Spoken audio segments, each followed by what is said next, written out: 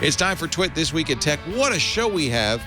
Talk about brain power. Ben Thompson from Stratechery, Ed Bott from ZDNet, Rene Ritchie from iMore, and we are going to dissect bit by bit everything Apple announced on Wednesday, what it all means. We might even get in some talk about Twitter, and yes, John McAfee is running for president. It's all coming up next on Twit. Netcasts you love. From people you trust. This is Twit. Bandwidth for This Week in Tech is provided by CacheFly at CacheFly.com. This is Twit This Week in Tech, episode 527, recorded Sunday, September 13th, 2015. Synergy is for sheep. This Week in Tech is brought to you by Wealthfront. Wealthfront is a low-cost, automated investment service that's the most sophisticated way for you to invest your money. Whether you've got millions or you're just starting out, visit wealthfront.com/twit to sign up and get your free personalized investment portfolio. That's wealthfront.com/twit. And by Braintree. If you're working on a mobile app and searching for a simple payment solution, check out Braintree. With one easy integration, you can offer your customers every way to pay, period. To learn more and for your first $50,000 in transactions, fee-free, go to braintreepayments.com/twit. And by Gazelle. Would you like to get cash for your old iPhone? Gazelle makes it easy. The shipping is free and the payment is fast. What's your iPhone worth? Find out at gazelle.com.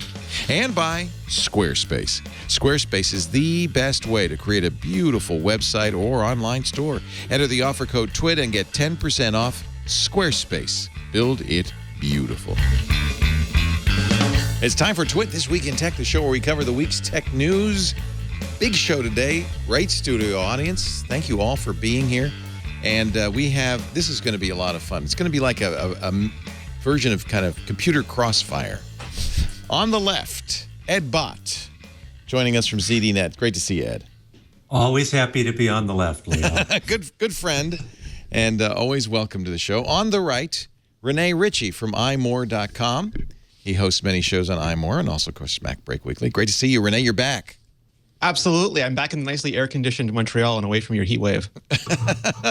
And then all the way from Taiwan, Ben Thompson of Stratechery. Great to have you, Ben.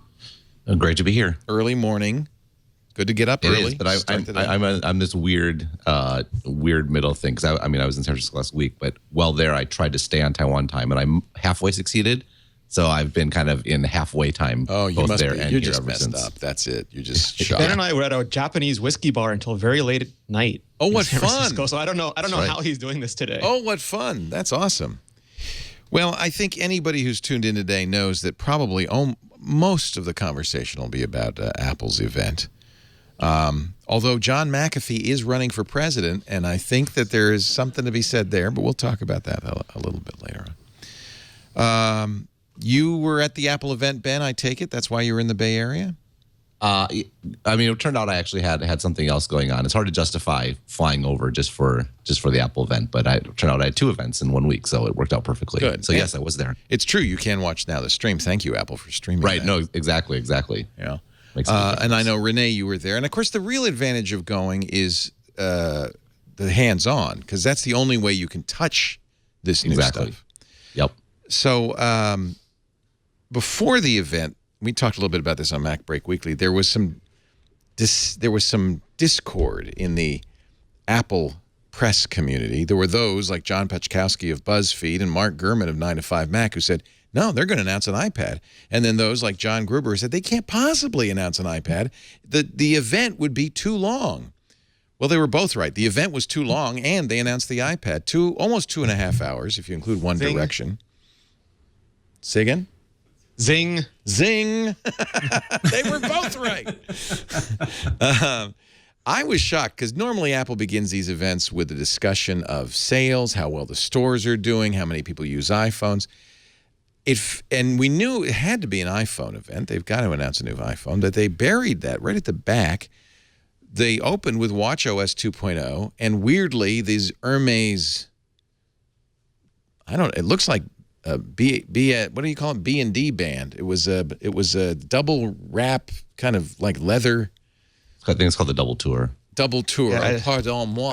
A double tour. Pardonnez-moi. Yes, to say it correctly. That wasn't One Direction. It was One Republic. I'm so sorry. We keep making that. Yeah, everyone's making that. Is there a mistake. One's a boy distinction? band and one's a boy band. Okay, that's the problem I'm having. But Harry is in One Direction, not One Republic. Right. If it had been One Direction, that would have been more humorous because one of the rumors is that Taylor Swift was going to perform, and so had Harry Styles showed up. Yeah, her ex. I'm showing way too much familiarity. I with can't this believe you saga. know this. In fact, I can't believe I know this. So. This is why Sir Techery is so on point. You got to stay in touch with what's going on. So they talked about the watch, then they went right to the iPad Pro, long rumored. In fact, there was nothing really in these announcements that we didn't already know from the rumors. Yeah, so I challenge. So the thing with this is that, like, what to me is always not the interesting thing. It's how and why. That's the interesting thing. Like iPad Pro has been in the works for years. The new Apple TV's been in the works for years. And all the stuff here they've been working on it for years. But what they choose to ship and what the rationale they give behind it is what makes the events interesting to me. Good. Yeah, well, I think that's the challenge. I think that was something that why Gruber was suspicious of the time going on. I actually tweeted because Tim Cook said the biggest news in iPad. I said the biggest news in iPad is that Gruber was wrong. But I think what I actually thought the event was as a production was quite good. One of the better ones Apple's done in quite a while. And despite the fact there was so much in there and it was relatively long, it was quite tight. But what was missing was one of my favorite post jobs keynotes is the iPhone 5S keynote and 5C. And this is when there's all Apple's gonna have a low-cost phone, and they have to get a low-cost phone. All this is kind of the big thing going on. And Apple came out starting to talk about the iTunes Music Festival. Now this highly produced video that was really compelling. And basically, if you step back and look at the presentation as a whole, the presentation as a whole was making the case that Apple's saying, no, we're not going to compete on price. We're going to compete on delivering an entire experience that covers all these sorts of things. And in that context, it made the phone delivery much more compelling. And that's what gets lost when you have these events with all these things in it. There was no real context around a lot of this stuff. So what It you're was just saying like, is subtext is what's important in these events. Some sort of text. What is the but subtext? yeah. What is the subtext of Wednesday's announcement? Well, I mean, if anything, it was, we're firing on all cylinders from a new product perspective. I mean, the sheer amount of stuff that was introduced was, pretty overwhelming in some respects. But the sort of big picture, where does this fit in what we're doing and what we care about, that was by necessity absent. It's funny because there are really a couple of different audiences for any Apple event. There's us, Yeah. the over involved Apple press. There is the person who buys Apple stuff and wants to know what the next thing is so they can decide whether to buy it. And then there's the rest of the world. I was in New York City. I felt terrible. This is the first Apple event I've missed in a long time. And I'm looking around, and I'm in a cab. Nobody's listening to the Apple event on the radio. Nobody's even taken any notice of it at all. They're living their life. They don't understand it's the most important day of the year, and they don't seem to know. Well, that's why the context is important, though, because, yes, the biggest audience is, well, first off, journalists. And now that it's streaming, that's expanded. Right. And maybe that's changed their thinking about it. But this is their real chance to kind of shape the messaging around their products and what they do. And that's something they didn't take advantage of.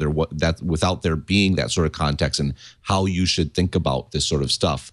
That's exactly what I mean by what is gone now. And maybe part of it is because it's streamed now. And I think they had 40 million or something like that. I mean, yeah, maybe it wasn't your cab driver, but it's kind of like the whole we don't need to do Macworld because we have stores sort of argument, whether you buy it or not. Yeah, and there was another issue here too, and that's sort of what I think threw John, and not to defend him because he doesn't need it, but most years they have two events. They have the iPhone plus something event and then the iPad and Mac event. And once it was decided they weren't going to have the October event, that this was going to be the only event in the fall, then everything that's ready has to fire, and anything that's not stage worthy just gets dropped in a press release. So the context for this is not one overarching thing like music, and here's all the stuff you can do with music, but these are the products we're announcing this year, and how are we going to sort of put those into chapters in this event? Ed Bott, of course, mostly you cover Windows in ZDNet blog, and I'm thinking, I'm looking at this, and I almost can wear two hats. If I'm too, for the record. If I'm the cynic, I look at this and I say, in every respect, this is Apple playing catch up. They're making a Surface Pro analog. They're finally, they're making an Apple TV, which is basically a Nintendo Wii combined with maybe a Fire TV. They're making phones that, finally have 12-megapixel camera. They're kind of the last one still making an 8-megapixel camera. If there's one context you can look at this and where you just say, well, this is Apple playing catch-up. There's nothing innovative here. Of course, there's a second context, which we Apple enthusiasts embrace, where we're trying to really understand something that there's more important. What's your take on it, Ed? What did you think overall? Well, this looks to me like the coming out of a company that is in full maturity. Everything that they showed at the event was incremental and yet a positive improvement. They don't have to convince their market to go and buy stuff. They don't have to come out with magical and revolutionary things to try to expand the market right now. They already have a very loyal following. They already have product cycles that they've settled into very nicely. And so these are all the logical progressions of every single product that they have in their product line. So it's and even the Hermes stuff is an extension of their desire to become identified as a luxury brand. And so that was, they started that with the watch edition, and now they're starting to put other brands on top of it. This, to me, is not just a company that is, sort of secure in its products, but that is, and not just firing on all cylinders, but that has, this steady, almost monotonous pipeline of products that it doesn't really have to sell very hard anymore because its audience understands what they're going to do. But if you look at the rhetoric, they're trying to convince people that, well, look at the tagline for the iPhone 6s. The only thing that's changed is everything. That's sort of a joke, though. It's not really true. All the S phones are always said to be like, they're boring. They're just an incremental upgrade. So Apple's sort of playing on that to make fun of themselves before anybody else can. So they're making fun of themselves? Well, yeah, so it's like the idea was the iPhone 4S came out, it's boring, it's the same, and the iPhone 5S came out, it's boring, it's the same. So Apple's saying up front, the only thing, we know it's the same, but everything else has changed. So I think it's an attempt to own that meme. The only thing that's changed everything is actually a lie. It is not. It looks exactly the same. Sure, but I mean, it's got different aluminum, different glass, different... Oh, yeah, well, now we're using aluminum 7,000 instead of 6,000. Well, it makes sense in context, Leo. Okay. Well, then, as long as we're talking, I'm going to give you a chance to be fair, because I'm being unfair, I know. Then on the Apple TV, the future of television, I think you can make a strong case. This is actually the past of television finally catching up to the present of television. So it's entirely perspective-based. If you look at Apple, they weren't the first to the phone. They weren't the first to the iPad. They played catch-up in both those areas. That's sort of their game. Very rarely are they first to market. Usually they wait. They try to see what's in the market, what pain people are expressing. Then they very carefully pick their shots. And they waited a long time for the Apple TV because they were already in that market. But doing things like the iPad Pro with the keyboard, for a lot of people, this is going fairly or unfairly, there's an old joke like Nokia invented everything in 1812, but nobody saw it. And it's a similar thing. All these products have been introduced, but Apple's trying to make them mainstream. And by the way, I'm putting on a very contrarian hat here. That's your job, Leo. Because I am actually I think there's one product that Apple announced that I think is actually a world changer. But I want to let you guys tease that out first. So Ben, you were going to say something? I was just gonna make the point that if your reason to say that the 6S is the same is because it looks the same, is to kind of fall into the stereotype of design is just how it looks. But to say that everything has changed is clearly not true. I mean, since when has Apple's marketing been clearly 100% true? Right, and just to be clear, I think Apple is having a hard time in recent years coming up with good marketing taglines. They for use events all the like superlatives this. already. All the good stuff. Last year, wasn't it bigger than bigger? Yeah, that's not so good either. Bigger than big. Which was, I mean, I think so. There's two things that are going on here. Number one is I can imagine the marketing meeting where somebody just throws up their hands and says, "Oh, screw it! You know, we got to come up with. Is this the best we got? Fine, it's the best one on the whiteboard. Let's use it." And the other thing is they're doing a sort of time-tested technique, which is it's almost jujitsu marketing. Right. Take your weakness. Right.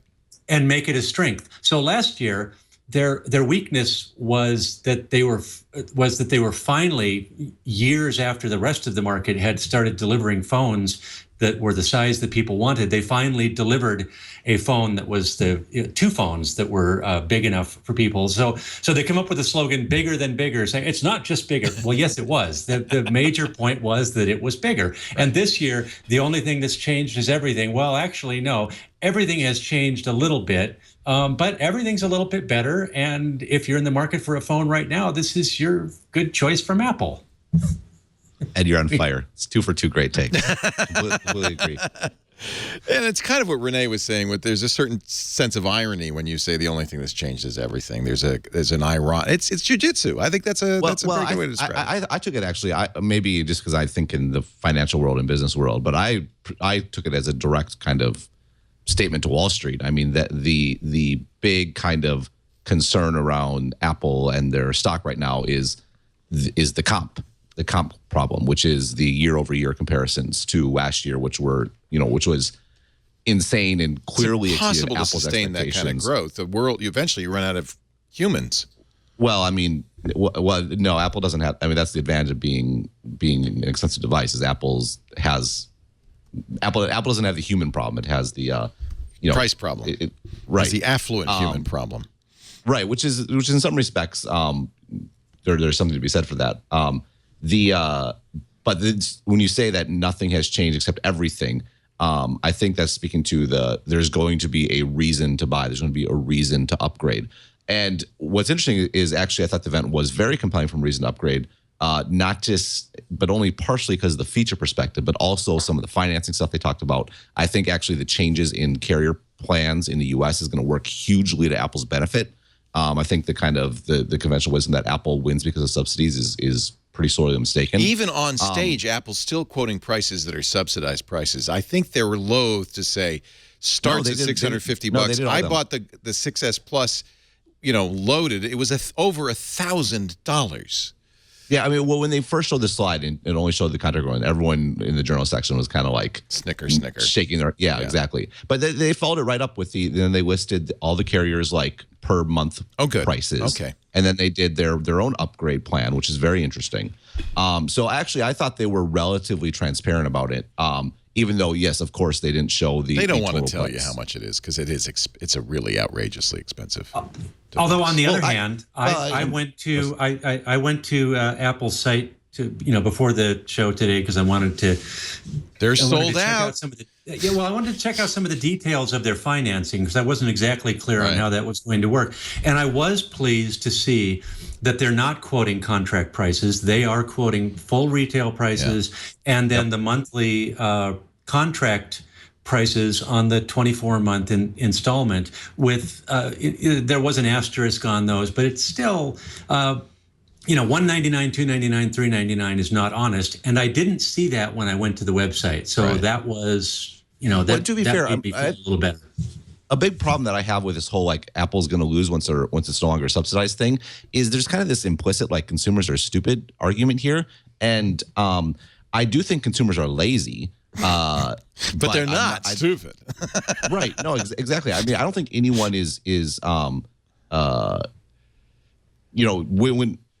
We'll see. We'll see how it plays out, these new contracts thing. But I don't think that it's necessarily going to hurt Apple. And if anything, the additional flexibility and freedom to upgrade sooner and more quickly is going to help them. I mean, there's lots of forces in the market that are in the iPhone's favor right now. First and foremost of which is people are now buying their second or third smartphone. And the big thing is when you're buying your first smartphone, you didn't understand how important the smartphone was to you, right? So now you're willing to pay more. I agree. Yeah. Exactly, because you realize that this is now the most important device in your life. And if there's one thing you're going to pay a premium for, makes sense that it's that thing. And yes, you say, Leo, 1,000 is a lot. Well, one, you're buying the total top of the line. But two, in the grand scheme of things, $1,000 is a lot less than, say, buying a BMW, right? Or buying but that's not what you should compare it to. You should compare it to, for instance, a Windows PC for $400. No, but the point is that absolute numbers matter just as much as relative numbers. Yes, relatively speaking, a phone is much more important. An iPhone is much more expensive than a perfectly valid alternative. Desktop computer, yeah. No, exactly. But the absolute premium of $400 is a lot less than the absolute premium if you want to buy the single best car. Yeah. The absolute premium is massive. You want to buy the single best stove. You can think about your model. Apple's advantage here is that they're the only ones make the iPhone. They're the only ones who have a price for the iPhone. So you can't. It's apples to oranges. Samsung's not cheap though. No, but look. Here's a Moto X, which is a fabulous phone for $450.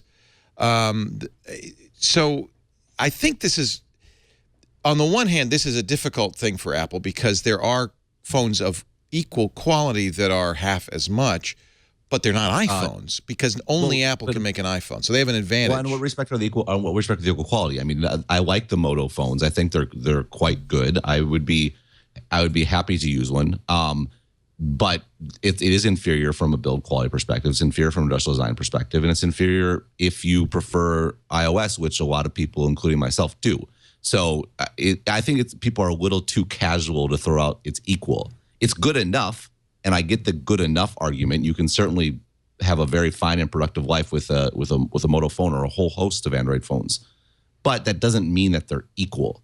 And the fact of the matter is, in the consumer market, we see this in industry after industry after industry. People are willing to pay a premium for a superior product. And I think where tech kind of got its head wrapped around an axle is because tech grew up in the enterprise market. And enterprise market is very much a cost versus features, very kind of like which one matters. And the user experience isn't really a factor in enterprise buying. It just isn't. And so I think a lot of people in tech learned the wrong lessons from that. And now we're in a consumer market. And actually, we should be looking at other consumer markets to understand consumer behavior, not look at tech's history. Well, I think it's no accident that Apple's focused on fashion, because fashion is the #1 consumer market where features are not the deciding factor. You price it based on some imaginary fashion. How it makes you feel, Leo. How it makes you feel. Thank you. Hey, one thing I do want to bring up about the low monthly payment plan that Apple's offering. If you compare it to other plans from the carriers, because all of them in the U.S. do that now, it's fairly comparable, right? If you're buying Apple Care, it's fairly comparable. Yeah, but there is one little. You see this little one here. There's one little note that somebody brought up on the radio show that I was not aware of. You are required to activate this, quote, unlocked phone with one of the 4 major carriers before you take it home. You have you'd also be giving Chinese smugglers basically an interest-free loan. Ah, so it's about Chinese smugglers. Well, just smugglers in general. I mean, imagine because it actually because I would like to buy an unlocked phone. I would love to do the global market, right? The global market, yeah, aka Chinese smugglers. The financing is quite aggressive, actually. I mean, because I think if you but I have to pay AT&T, Sprint, T-Mobile, or Verizon an activation fee to make this like a $50 activation fee. That's kind of a hidden cost. If you're switching carrier, like you might already have a SIM, and you can just pop it in there. I mean, that's what I do. I buy unlocked every year, and I just take my SIM and I stick it in the new phone. And you activate the phone, and then it's okay. There's no fee or anything. Yeah. Okay. I just do it out of spite for the carriers. I think so. You're right. So I understand the motivation now. It's not that the carriers are saying, "Hey, Apple, we want that $50." It's that they're worried about smuggling or global market cross U.S. borders sales. All right. Yeah, well, I mean, But for the consumer, there's something to pay attention to. This guy said, hey, I use Straight Talk. I want to buy an unlocked iPhone. I want to use their financing plan, but I have to activate it. When I asked Apple, they said, oh, yeah, you just activate it, and then you cancel the account. Well, you can use other, if you want to go to Straight Talk, there's other things that you can do. This is an option that's provided for people who want to use the big It says US iPhone carriers. activation with a national carrier, AT&T, Sprint, T-Mobile, or Verizon, period. If you're a straight talk, I mean, like you can still just go buy it. I don't know if they have SIM-free phones available in the U.S. now. They do in Canada already. You can just go buy it. They do, but you can't take advantage of this iPhone upgrade program.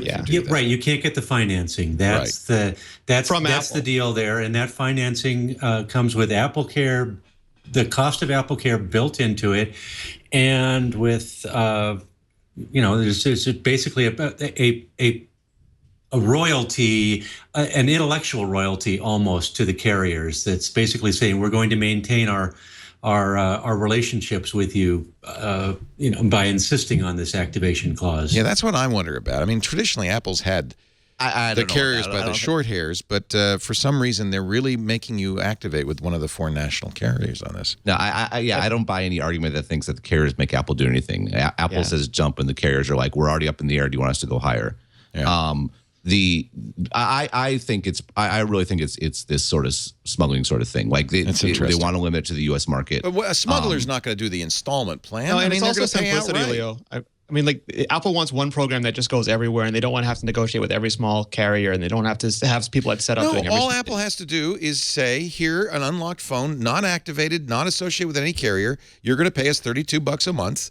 We're going to work this out with the bank because you have to do that. That's how they do it. Look, I'd love for it to be in Canada and the UK as well, but they're starting with this, and it's probably going to expand as time goes on. One other thing I say, the pricing is pretty aggressive, I think, for the upgrade offer. Like Apple, if you add up the costs, it's basically the equivalent of buying it up front. And what I mean by that is it's like a 0% loan, basically. Exactly, and which is interesting in its own right. I mean, because if you technically calculate the time cost of money, like you're actually getting a better deal by doing the upgrade plan. But given that, I think that there's no premium in there to justify taking on any additional risk that's necessary. And the other thing too, I think to Rene's point, it's the first year. I think it'll be interesting to see. One, it's going to be interesting to see how it actually plays out in the stores. The last thing the stores need is people having 30-minute appointments to do stuff. I mean, they're already a mess as it is. That hurt the Apple Watch a lot, I think. Yeah, no, I think so too. And then two, I'm very interested to see how it goes next year. Are people on the upgrade plan going to be able to get one first day still? And how's that going to go down, and how's it going to be organized? I just think that there's a lot of unknowns about this. But that said, that I don't think it doesn't change the fact that it's a very interesting development, and it's really moving Apple into being two things. One, there's always more money to be made in finance than anywhere else.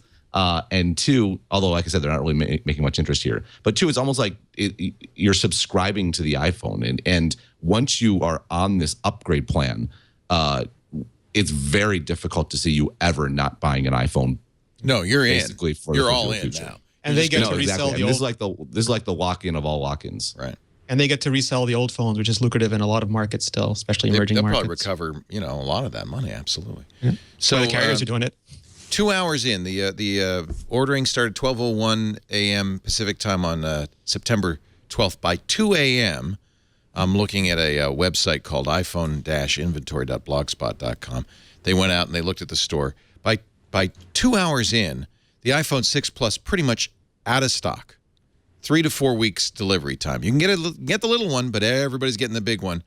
And on the few that have delays on the little one, it's the rose, aka there weren't that many rose gold ones. Same as there weren't that many gold ones last time. Right.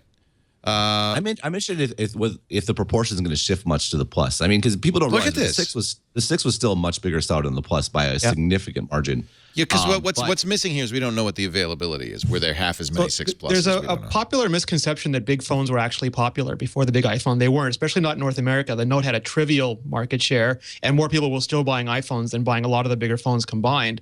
And I think with the iPhone 6, iPhone 6 and 6 Plus, that began to shift. Again, Apple didn't invent the big phone, but they mainstreamed it. And now people are seeing that big phones aren't a concern. No, I disagree with you, right? Well, in your side of the word, they were popular, Ben. They were not popular in North America. Right, but I think that was. I mean, people made this argument a lot that, Apple shouldn't make a big iPhone, blah blah blah. People wanted big iPhones. It just happened to be in some markets, people wanted an iPhone more than they wanted a big phone. And yeah, like I said, like you said, in Asia, it was not even close. Look at iPhone sales in China. 2 hours in on the pre-order. 2 to 3 week delay for the iPhone 6.8, 3 to 4 week delay for the 6 Plus. Sold out in 2 hours. That is probably very good news for Apple, which had to, of course, Tim Cook had to reassure the markets that despite economic woes in China, there was still a strong market. Right, Ben? I mean, this is good news for Apple. Oh, for sure. I mean, I think certainly the China question is interesting because Apple is more exposed to China than any other company any other tech company by a long where their shot. growth is happening, right? Right, they're exposed on both sides, on both the upside and the downside. That said, the headroom for Apple in China is absolutely massive, and there's just even with the current slowdown, the number of people moving into a middle class level of income, which and the iPhone is basically the thing to get once you can, is basically more than the population of the United States, and the even if there is a slowdown, there's so much slack in the system to take that up that I think Apple will probably be fine. It's a valid reason to be concerned, absolutely, because it is Apple's biggest growth market, or the growth market. But that said, I think that Cook's statement, which was odd for lots of reasons, but I think it was. He called it Jim Cramer, yeah. Yeah. I remember going to China, a small village. It was an agrarian village. They made all their money on pears or something. I can't remember what it was, their product was. And going into a house, giant screen TV. And our guide explained to me that each year there is a new consumer product that is the thing for the kind of aspirational middle class to have. It was air conditioners one year. It was big screen TVs. I think this is culturally really important to understand. So I take it's the iPhone that is the kind of the status symbol for the upwardly mobile in China this year and for the last couple of years. I think. Well, I mean, there's certainly the whole like luxury component and stuff, but that's almost like a higher level up. This gets no, that's what I'm saying. This is kind of the aspiring middle class. Yeah, I mean, this gets to the absolute price point I was making earlier. Like this is like an iPhone. You can get an iPhone for $650. You can get the iPhone 5 and 5S now for $450. In China, it's a little more because there's import taxes and things like that. But the point is, you can have the best possible phone, particularly from a status perspective, for not that much money. I mean, a Louis Vuitton bag starts at what, $1,500, more than that. Like a Chanel bag is $5,000. Yeah. I mean, so and those are from a status perspective, those are in the same class. And so you think about it, the fact that even, yes, an iPhone is much more expensive than an Android phone, but from an absolute cost basis, it's not that much. So in a country like China, like of all the things you're going to get first when you arrive, like the thing to get when you first arrive was a Louis Vuitton wallet. Like it was a very small little thing. It'd be like $150, $200 or something. And it's kind of especially back 10, 12 years ago, it was kind of a running joke, because that was always the first luxury item that anyone ever got. And now that's really the iPhone. And the thing is, it's not like someone's coming in with an iPhone above it, and the iPhone's going to get tired as a brand. I mean, the thing with like Louis Vuitton kind of got oversold, right? And like people almost got sick of it because it was such a big thing to get. Like, and so now it moved up. Oh, you got to get a Hermes or Chanel or whatever, even though they're significantly more expensive. What's coming in above the iPhone? You're not going to replace the iPhone with a cheaper product. That doesn't make any sense. And so it's kind of had this exclusive hold on the status part of the phone market, and that's not going anywhere. You got to get that blinged out Vertu phone if you really want to, Well, that's the thing. But I mean, you look like an idiot. I mean, you don't look like an idiot when you buy a Chanel phone. Where was it? There was a Vertu store, and was it in Vegas? Yeah, Vegas had a couple. It's weird. Oh, they're in every airport in Asia, so I always love checking them out. Yeah, they're a hoot. I mean, they're better now because they actually do have like modern versions of Android, as opposed to 2 or 3 years ago when they're still running like Symbian. So they're actually like functional and usable now. Still ridiculous. They're luxury mobile phones with exquisite materials and cutting-edge technology. They should hire you for all their ads, Leo. I don't think so. Signature for Bentley. I've got a Bentley phone. Yeah, sure, it's running Symbian, but so what? Yikes. As technologists, we mock this, but I think that's the point here. This isn't about the best technology. No. Even with the iPhone, it's about status. And what's the status object? But it's also very clearly aiming at a segment of the market that is the top So it's not the 1%, it's the 10%. And Apple doesn't want buyers who are price sensitive. They don't want buyers who are going to. That's an overgeneralization, but they're offering for the price sensitive buyer is you can have our phone from 2 years ago at a discount, but the one that's being offered today, the new one, comes at a premium. And yes, that $400 absolute premium might not seem like a lot, right? If you're in the top 10% of the Chinese economy, or of the United States economy for that matter. But if you're in the remaining 90% of the economy, particularly if you're in the bottom 50% of the economy, then you're going to be thinking very long and hard about those absolute amounts, because those do matter. Why does Apple still why do they have the 5, whatever, what is it, the cheap one, the free one now? Is it the 5? They don't want to make crappy cheap phones, in their opinion. So they want to offer something at that price point? What do they even care? Yeah, so this is super. Oh, sorry, go ahead. No, go ahead, man. Well, I was just saying, actually, one of the pieces of news that I found most interesting, I haven't read it yet, I think I'm going to try to cover it this week, but is the discontinuation of the 5C. Yeah. And I think, much as people want to protest, I think the 5C was a failure. And the reason it was a failure, though, is very interesting.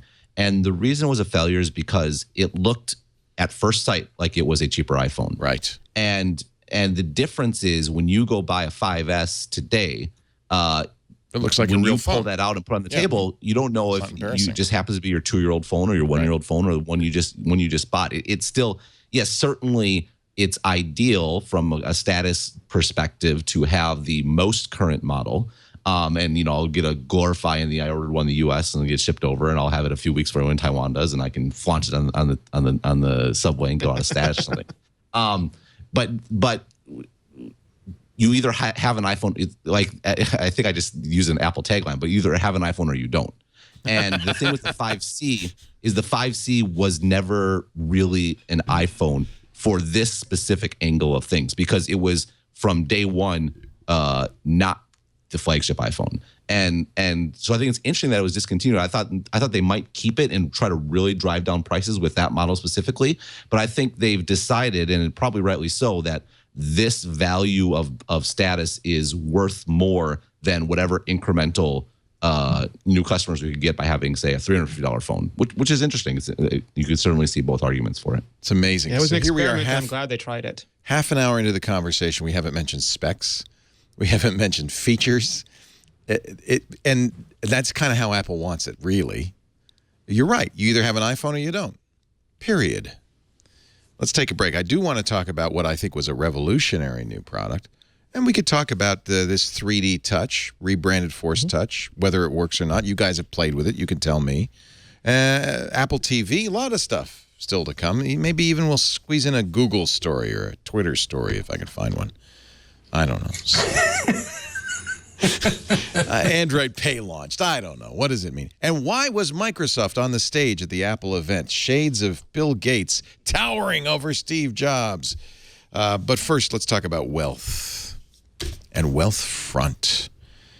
Many of you, of course, I hope, are saving for your future, whether it's to buy a house, to retire. How are you investing your money for the long term? I'm not talking about your short-term trades. I'm talking about the money you're putting aside. You don't want to put it in a savings account. You want it to grow. But do you have the time to manage it? Are you going to pay an advisor to management? Traditional advisors charge huge fees. We're talking 1% to 3% of the money you have under management. Not to mention additional fees for transactions. And, it starts to add up. And every one of those things is just eating away at your savings. Wealthfront is so cool. It's a new way to do it. You don't have to worry about it. Put your investments on autopilot. It's done programmatically.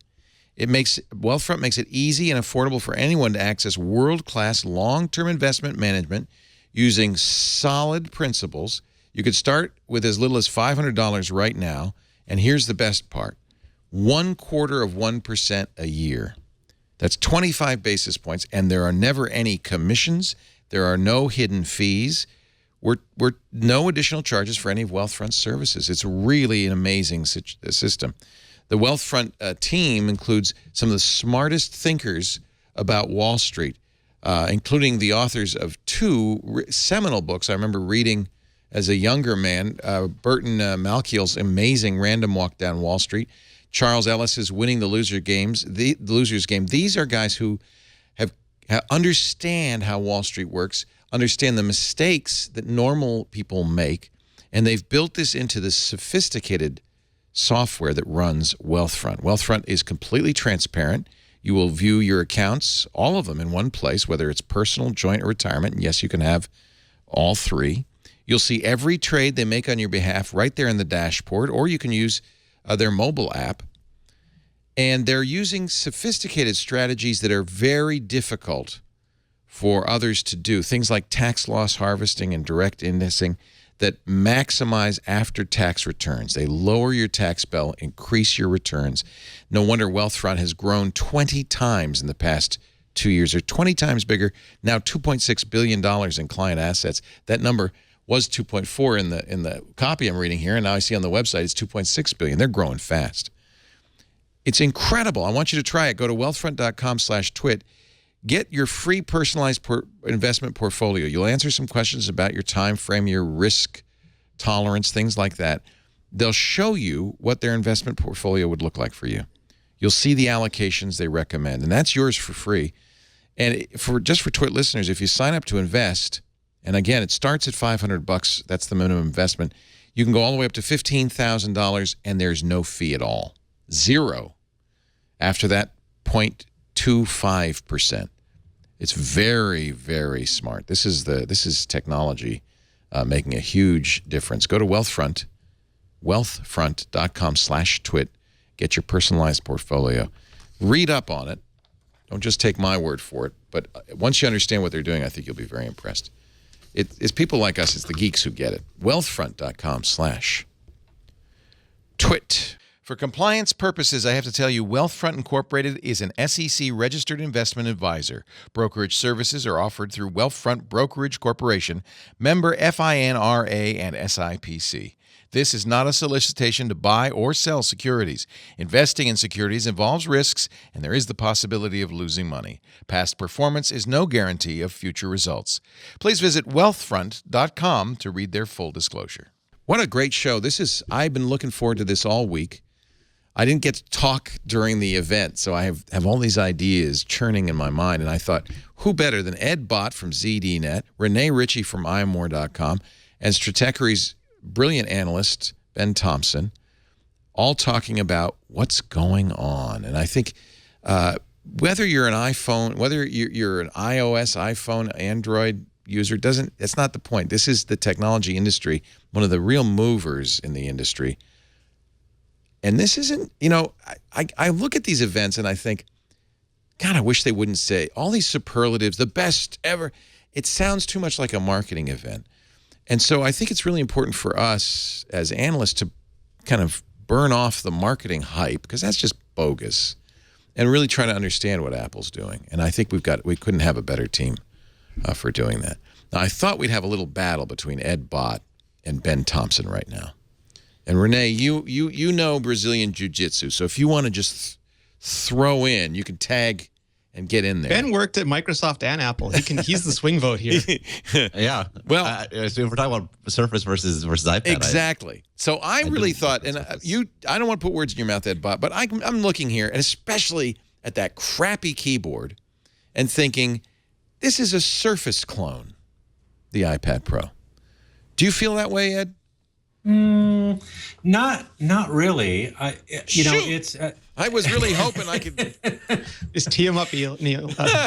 No, because if you go back to the original iPad launch, I'm pretty certain that they showed a keyboard case for it in like the first 20. Steve Jobs showed a keyboard case for that in 20 minutes. Keyboard stand. They had a stand, and then it was meant to be the Apple keyboard. But yeah, no, it's spot on. And they also demoed it. The demo apps were Pages and Keynote. Yeah. So typing, broadly speaking, that's exactly right. They thought that the original iPad was going to be kind of a netbook killer. How interesting.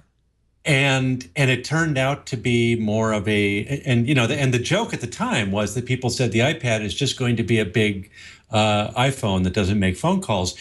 As it turned out, that was completely true, and it was a good thing for Apple, and it was a good thing for people who bought the original iPads, because that's exactly what they wanted. So now they're sort of, with the volume of iPad shipments going down, I think they're sort of looking at the overall brand and the overall value proposition of iPad and saying there are a lot of people who use this as a laptop replacement. I spend a lot of time, Ben, you spend a lot of time in airports. I spend a lot of time in airports. Renee, you do too. We see a lot of people with iPads tucked into these weird, ugly keyboard cases. They're trying to do things with them. And so I think Apple is just responding to the market here. And now, to me, the disconnect with the iPad Pro is not that it's a Surface clone, but that they're trying to appeal in terms of size and screen quality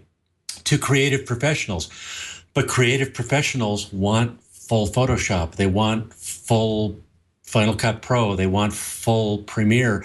And the limited capabilities of the apps in the iPad Pro are going to be the limiting factor for it in terms of acceptance, at least in the first year, I think. I almost wish they hadn't released the keyboard, because I think that muddies the waters. I think really the iPad Pro, it's all about the pencil and the screen. I think that's exactly right, Leo. Go ahead. Go ahead, Renee. No, I'll go last. Okay, so Renee, and then you, Ben. And I'm going to shut up. My background is in design. I worked for 10 years in design using Wacom tablets almost every day. And I grew up in Photoshop. Photoshop is still muscle memory for me. And I actually like the way that the iPad Pro worked with the pencil a lot. It is absolutely the best stylus I have ever used, way better than any Wacom tablet I've ever used, because the response rate is great. They're actually doing predictive algorithms that you can watch sometimes self-correct. They stay up with you. You can scribble, you can cross-hatch. The tilting is fantastic. I tried Procreate, which Photoshop is never really known who it's for. Like previously it was for photographers. Now they're trying to make it for UI designers. And I've always used things like Fractal Design Painter and Illustrator and just different tools for the right job. And that's what the iPad kind of felt like when I looked at the different 3D apps and the different drawing apps. It really looked like you could purpose build something that was really good. Now I am a Final Cut Pro user, and I don't know how that's going to translate to iMovie, even with 3 simultaneous 4K streams or whatever, because I don't know how I'll be able to cut and do things as precisely as I want. But when I get one, I'll give it a try. But I think for a lot of people, I've wanted to buy a Surface just to sit there and draw with it because Apple didn't offer that functionality, but there was nothing else about it that I was really going to use. Now I have that built into an iPad. And conversely, there are exactly those people that Ed's been talking about who are using keyboards. And Apple, because of the MacBook, has gotten really good at making super low profile keyboards. And I tried it out for a while, and it feels like using a MacBook keyboard. So if that's who you want, if you are that productivity person or the creative person, they've sort of got the tool that fits whatever you want to do. Well, I disagree about the keyboard. I thought the keyboard was terrible. Do you like the MacBook keyboard? I thought it was much worse than the MacBook keyboard, which was I've only used it briefly. But I definitely think the Surface keyboard is better. And for the record, the way it plugs into the side of the iPad and does power back and forth. I mean, that's what the Surface did. Absolutely. That's pogo pins, Apple style. Yeah.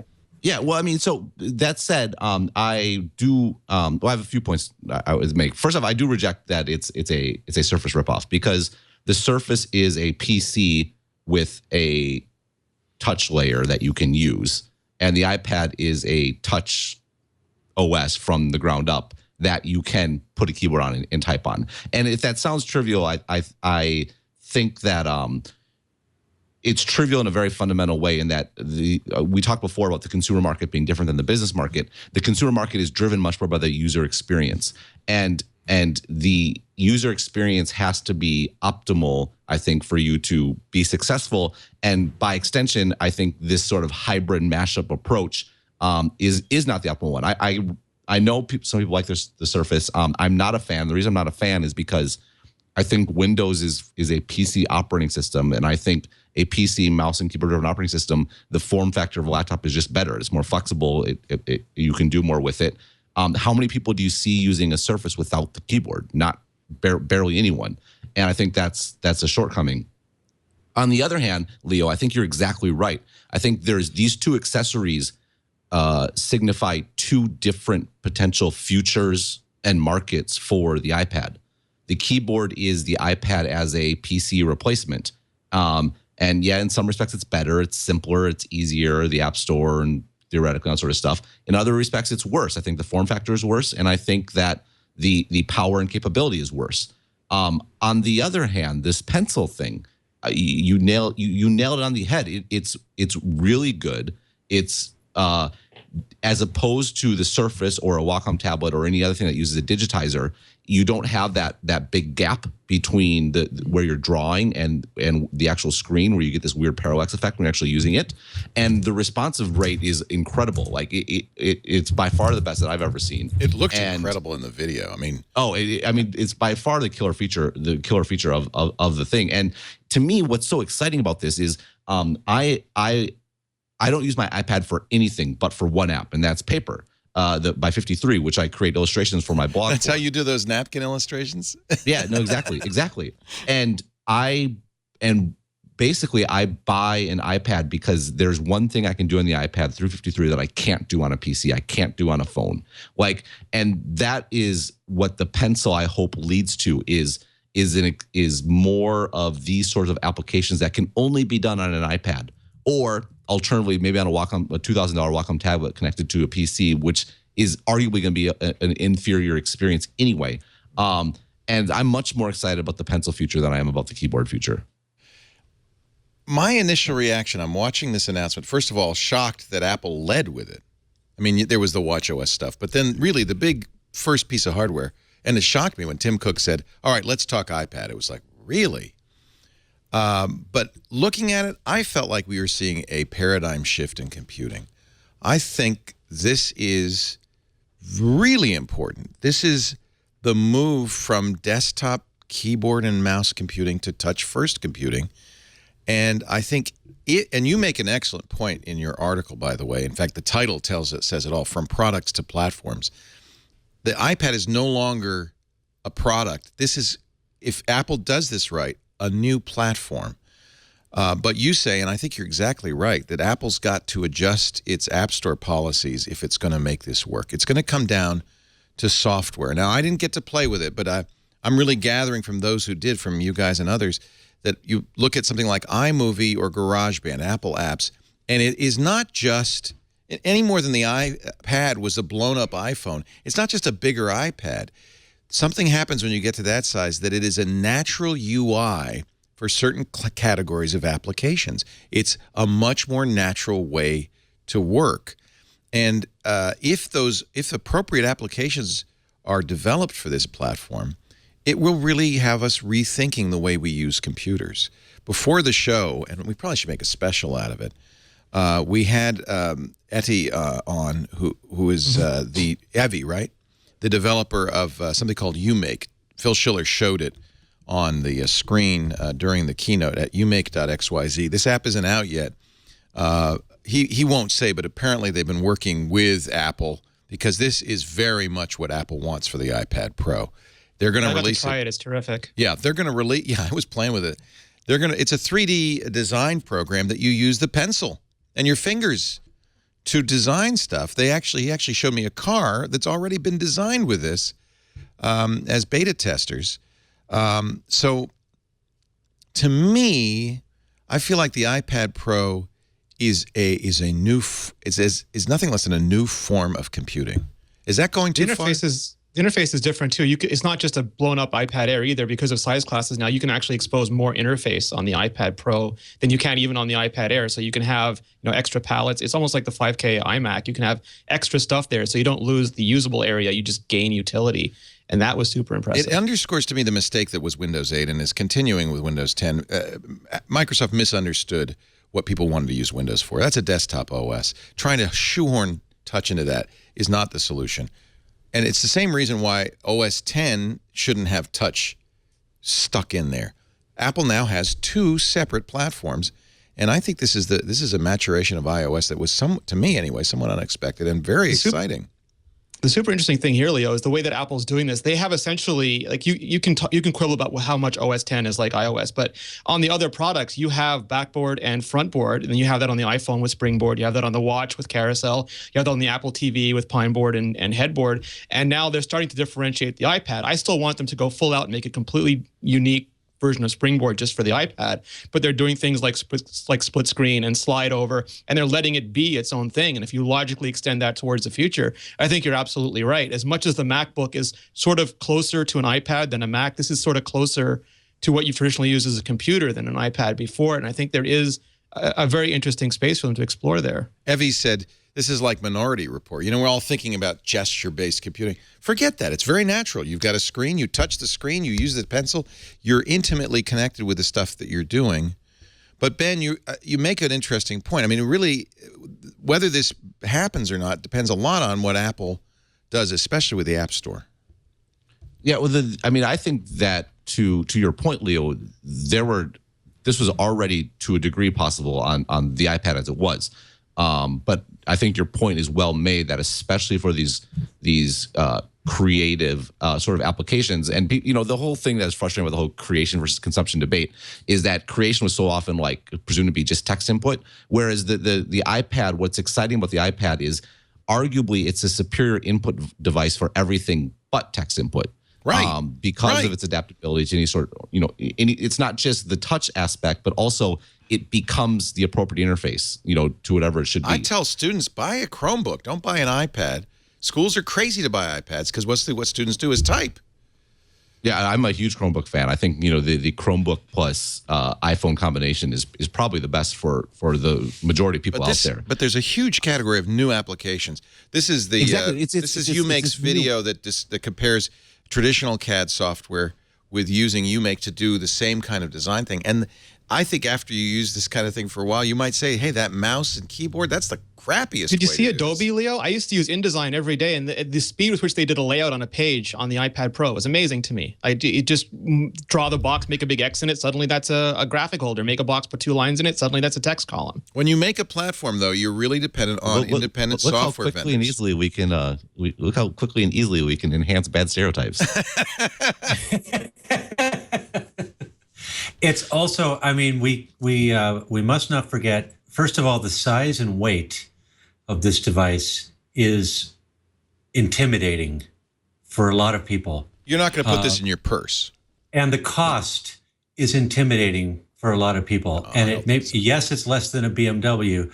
Well, it's less than a workstation, too. I mean, you're selling this to people who use workstations. This is not. Yeah, but it's not a workstation. It has some very nice graphics in it, but it only has 4 gigabytes of RAM in it. And as my colleague Jason Perlow at ZDNet wrote a very interesting article published, I think today or last night, saying, basically laying out the case for this, and it really requires a lot of cloud power on the back end for a device like this to do its work. Why is that? There was a demo that they showed. Because a lot of the things that they're showing off demand a whole bunch of data to be processed, and their 4 gigabytes of RAM is not a lot of workspace. Most creative professionals are working on machines that have 32 gigabytes of RAM on it, not 4. Yeah, because they're using heavyweight operating systems that do. Well, it's not just the operating system; it's the size of the files. The data. It's the size of the. It's the size of the transforms that you're doing. This is a very interesting device, but it's very early, and in some ways, it's a piece of glass with very nice responsive capabilities that needs some serious processing power on the back end to really do its magic. You're not going to be looking at raw X-rays on this thing all by itself. We were at the meetup. We had a great meetup, by the way. Thanks to everybody who came up on Wednesday at New York City's Rattle and Hum Bar, which is so much fun. You've been there, Ed, I'm sure, with Mary Jo Foley. I have. It's so great. But a guy came up. He said, I'm a neurosurgeon. And he said, I wasn't sure I was going to be able to make it because I've got 8 patients that I'm monitoring right now. What was he using? Was he using an iPad or was he using a laptop? he was using a laptop, but I could see him doing this on an iPad Pro. He's monitoring 8 different patients at different hospitals. I guess this stuff, this has happened, has been outsourced now to groups. And drinking while he's monitoring 8 patients? I said, aren't you worried? He said, nah, it's only one guy now, and I think he's going to be okay. I don't know exactly how this works or what he's doing, but he's got these graphs and these things, and he's looking at them while he's having a beer. So they showed that on the watch, Leo. They showed during the demo. They showed heart rate monitoring on the watch. This was a little more sophisticated than that. I mean, these guys are hooked up to a lot of stuff. They've had neurosurgery, I guess, and they're being monitored after the fact. I'm not sure what he's doing. But the point being that I agree with you, Ed. I think your colleague and you are exactly right. You need some, but isn't this the era of the cloud? I don't think there's also local. Like I often will just pick up my iPad, continuity up a document, work on it with fingers because that feels more natural to me, and then go back to my Mac, continuity it up again, and continue when I want to use the mouse or the bigger storage. And I think we're getting to a world where Google's definitely made the cloud more seamless, and I think Apple is making moving between devices more seamless as well. So I think there's lots of good points that are kind of not necessarily. So one, fix this up, Ben. Rewrite us, edit us here. Edit is exactly right that it is expensive, and the iPad is at a very kind of fundamental perspective more expensive than the phone. Yeah, put it this way: the $500 iPad is more expensive than the $650 iPhone, and the reason it's more expensive is because the iPad is an and purchase. You're going to buy a phone regardless, right? So Leo, you had that Moto in your hand, right? It was $400. Yeah. So in that world, the iPhone is not a $650 phone; it's a $250 phone. I mean, because you're paying a $250 premium to have an iPhone. In the case of an iPad, you don't necessarily need to have a tablet. So every dollar that the iPad costs is a dollar that you're electing to pay. And in that respect, the iPad is always a harder sale than the iPhone is. That said, I would disagree with you, Adam, that the cloud capability is an issue. I think that's the way computing is going. And quite frankly, Microsoft is a big leader in this respect, where that makes sense, where you have the local processing handles, the local UI, and you have that sort of interface. And that was kind of what the old not netbooks, the real netbooks, the Netgear, like that they were doing, where you would have the pure terminal on one end and everything. Thin client, yeah. Yeah, thin clients, yeah. That's what they got wrong, right? They didn't have enough. The user experience wasn't good enough because they put too much in the cloud. But I think a hybrid approach, I'm not objecting to that. What I think the key thing, though, that Ed did hit on with this being expensive is that the iPad is, and even more so today than it ever was, especially with iPhones getting bigger and more capable, it is a niche device, and it will always be a niche device. And given that, I don't object to Apple releasing a more expensive, more souped up, more powerful version, because that's exactly how you should respond to being in a niche market. There's two kind of big strategies. One is a general purpose market, widespread, where you want to reach as many people as possible, make it up in volume. The other one is the niche market, where your goal is not volume, your goal is maximizing revenue per consumer or per buyer. And the iPad Pro does that. If you're someone who actually uses an iPad for things that can only be done on an iPad Pro is better. It's more expensive, all of which is a good thing for everyone involved. And the issue, the worry, the concern for the iPad, from my perspective, is that the app makers for iPad are also going to be niche providers. And a niche provider, like I said, needs to maximize the revenue per consumer. And that's the exact thing that the App Store does not currently allow. The App Store is all about being a volume play. It's not about maximizing revenue per your consumer over time. And that's the big concern, is Apple doesn't have the business model, I think, to support the sort of apps that will make the iPad Pro a super powerful and compelling device, and to reach the potential that you laid out, Leo. Surely they could flip a switch and say, well, we're going to have trials. We're going to have, I mean, can't they make that work? It's not a question of trials. It's a question of, these are apps, the amount of work and the amount of development effort that needs to go into these powerful apps that need to run for a limited market of people. Those apps need to be sold at $200, $300, $400 each, not $5 each. Yep. I mean, they could be, but it's an expectation thing, right? I mean, And the technology is pushing them in the wrong direction. Like Apple really wants universal apps because that's, it looks like an iPhone app, but that's also what's filling up the slide over and what's filling up the very slim version of side view. And when you make that and you make a universal app, charge $50 on the iPad Pro, but like, do you artificially restrict it against the iPhone because people aren't going to pay $50 for an iPhone app? They've set up an incredible, not just Apple. We've decided we don't want to pay for things. Apple's decided they don't want to increase the value of the platform, and developers have often raced to the bottom. And we've got the sum of all these compromises right now. And I agree 100% with Ben. Well, the thing is this, I don't think any of you made that, but I'm going to pretend like you did so I can push back against it. I push back against the contention that a lot of people do state, and particularly in the Apple developer community, that this is inevitable because we're in a world, and I've contributed to this. I wrote an article a couple years ago explaining how software by definition has zero marginal value, which means undifferentiated software will eventually cost $0 because especially in a very competitive environment like the iPhone. And that's true, but the key word there is undifferentiated. Like if it was always the case that highly replicable content with zero marginal cost could not be charged for, then I'd be screwed. Like I sell text on the internet. It's like the most competitive environment in the history of humanity. But it works because some number of people find it to be worth paying for. And the challenge for an app maker is that there is no way to articulate your value. And because if you go in the App Store and there's an app that costs $100 or $500 or $5,000, by the way, the App Store limited to $9.99, you can't demonstrate your value to consumers absent them buying it and like contacting you separately for a refund and then doing this weird like it's a total mess. And this is why I think things like trials are actually super important, because they're a way for differentiated apps to demonstrate their differentiation and to drive purchase. And so that fixes the revenue per consumer angle, because now you can get more per customer. And this is way more important than Apple taking 30% or things like that people focus on. The 30% of $1 isn't very important. Like the big issue is that top line number. How much can you drive?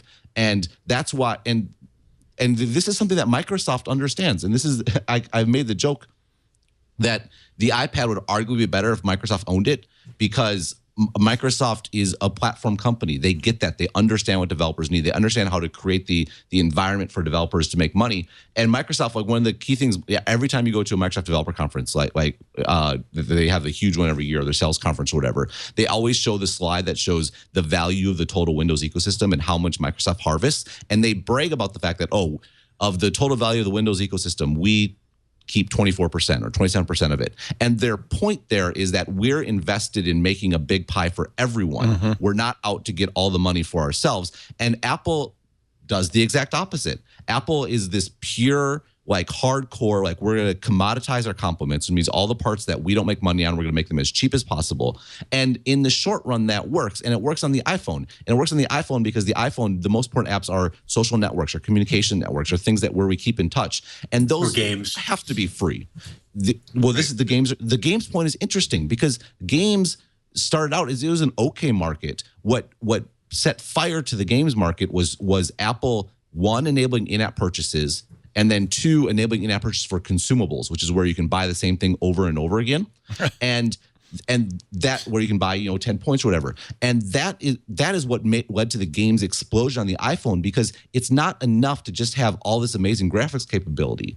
You also have to have a reason to invest the money to take advantage of that capability, which means you have to have a business model that supports it. The iPhone and iOS does have that business model for games, and it has a thriving games ecosystem as a result.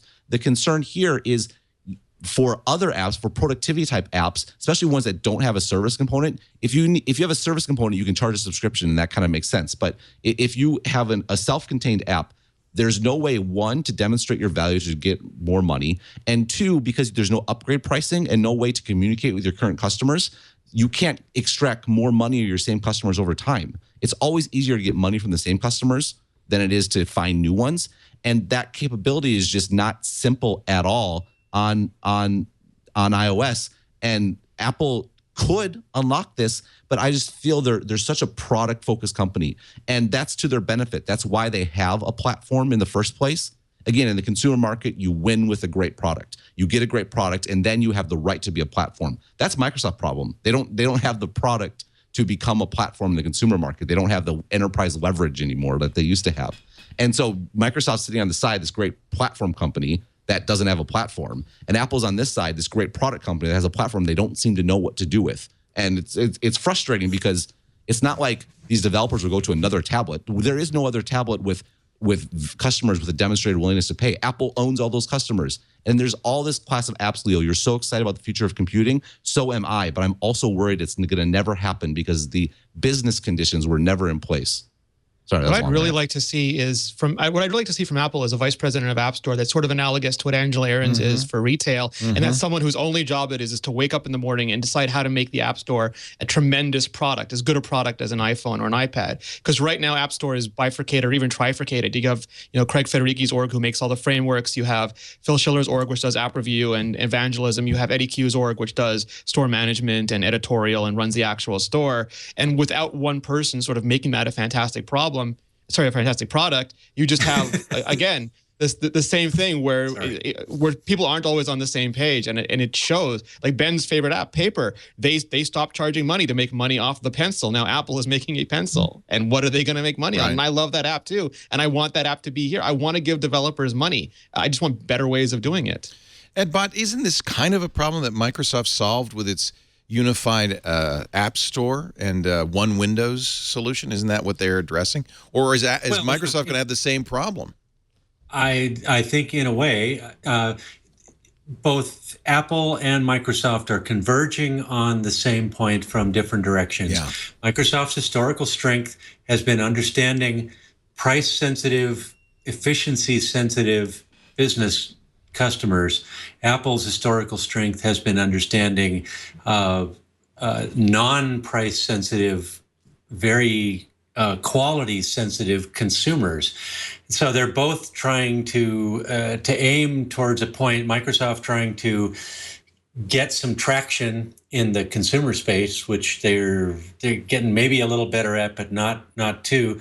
And Apple trying, but only half-heartedly, I think, to get into the business and enterprise space because they realize that the margins there and the sell cycles are so long and so difficult that they almost I think want to concede that market and say, we're going to be happy playing in the high end here where the margins are high, and we'll leave the enterprise to Microsoft. It's almost like it creates a world where sometime in the future, Microsoft and Apple merge just to sort of create the Venn diagram Meet that in the has middle. those two customers working properly together. I feel like Microsoft solved this, though, somewhat with Office 365. This is a really good example of a way they've monetized what was a huge cash cow, their number 2 product, by charging a subscription fee, and you get it free if you've paid that subscription fee on the iPad. And then, in fact, they have a very nice touch-first version of the Office apps. Works quite well on the iPad. I think will probably work even better on the iPad Pro. But they get their money from that monthly subscription fee. But it's almost unique. Office is historically this. It's a legacy product that has survived and thrived, and there are very, very, very few things that you can put into the same class as it. Adobe has been trying to do the same thing with its Creative Cloud I think Creative products. Cloud's done, I would guess. Adobe's been very successful, and it's actually one of the more, I think, underreported, underappreciated stories the way that Adobe I'm has happy to pay for my Creative Cloud subscription. We have a number of them here. We have the high-end subscriptions for the editors. I just have the photography one. $10 a month. I get a Photoshop and Lightroom. That's a great deal for me. And I imagine I will get a free Lightroom app, maybe even a free Touch First Photoshop app on the iPad Pro as a result. The difference, though, and I think Ed is driving at that, is a big reason why Adobe and Microsoft are able to pull this off is because they already have the established mind share. And exactly, Adobe said you're switching to Creative Cloud whether you like it or not. A lot of And people basically everyone is so hated it. locked into Photoshop that they had no choice but to go against it. And there was a lot of wailing and gnashing of teeth and things like that. And if you're a new developer, particularly on the iPad, the whole lure of the iPad, Leo, is that you can make an app on the iPad that you can't make anywhere else. Right. That's the potential. Right. And why, like, it's harder to explain to consumers why you should pay a subscription fee for an app that's limited to one device. Like the whole So there's no thing with desktop Office is market use it for anywhere. that You kind of thing. Use it on the web, use it on your thing, all that sort of stuff. And, How about cloud services? Can you charge for that? Well, I mean, yes, you can. So two things. One, yes, you can. And but two, a lot of apps don't necessarily have a natural service component. Like Paper, for example, they are building a cloud service, and they're building a cloud service, as far as I can tell, primarily to monetize, not because the app actually needs a cloud service. Need it. But the thing that frustrates me about this argument is that it's not that you guys are wrong. There are ways to monetize.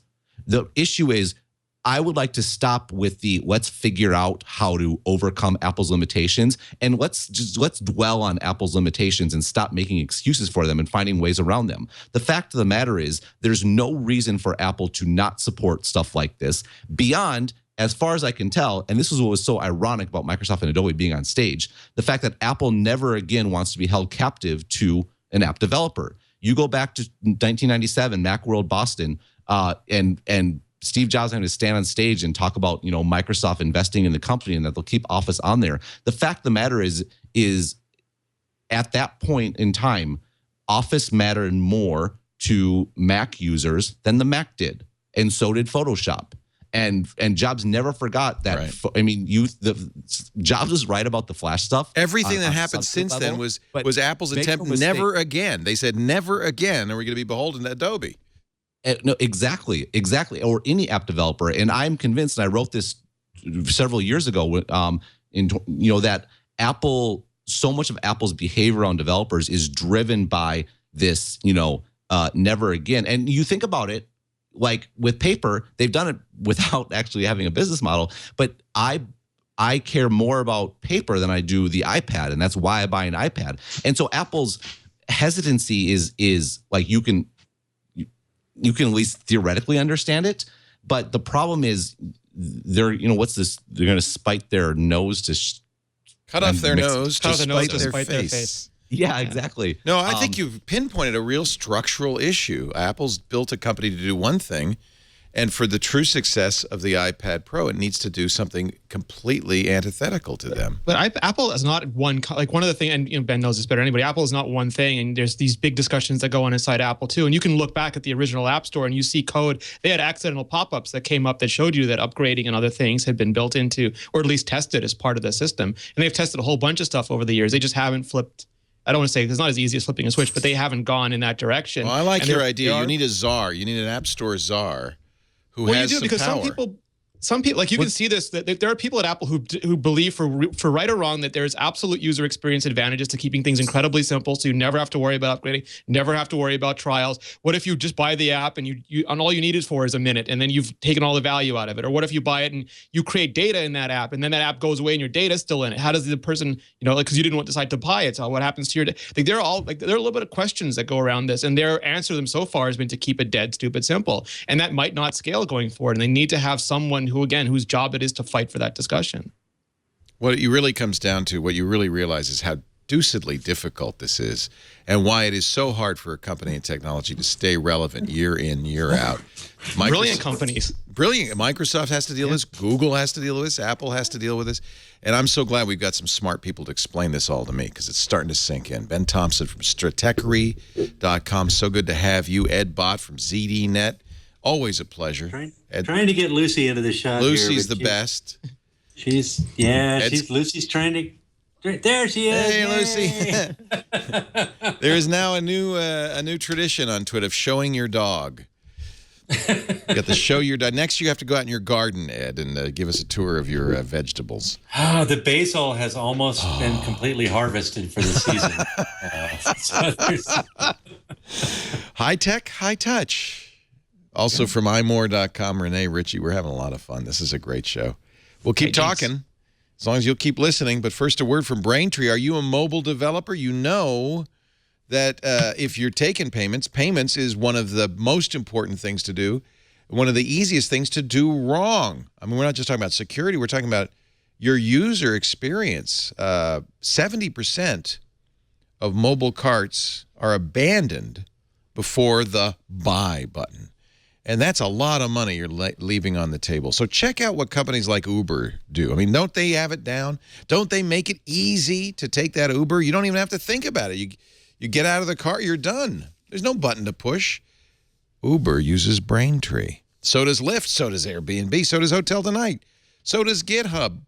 So does StubHub. I love Braintree. Braintree is making it easier and easier for mobile app developers to do one of the most important things, get paid without having to suffer through the coding of this. 10 lines of code. They make the payment experience seamless. And something like Uber, it feels magical. And now you can add that experience to your app too.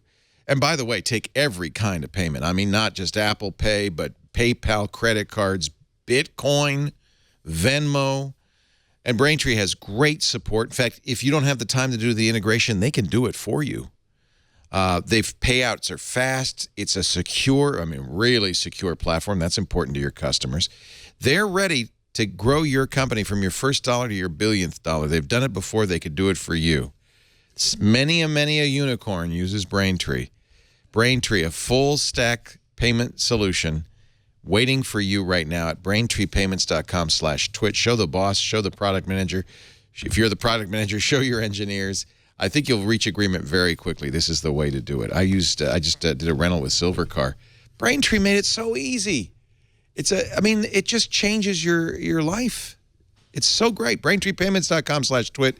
And by the way, if you sign up and you use that URL, braintreepayments.com/twit, we're going to get you your first $50,000 in transactions, 100% fee-free. Fee-free. braintreepayments.com/twit. If you tuned in to hear about anything besides Apple today, good luck. Good luck.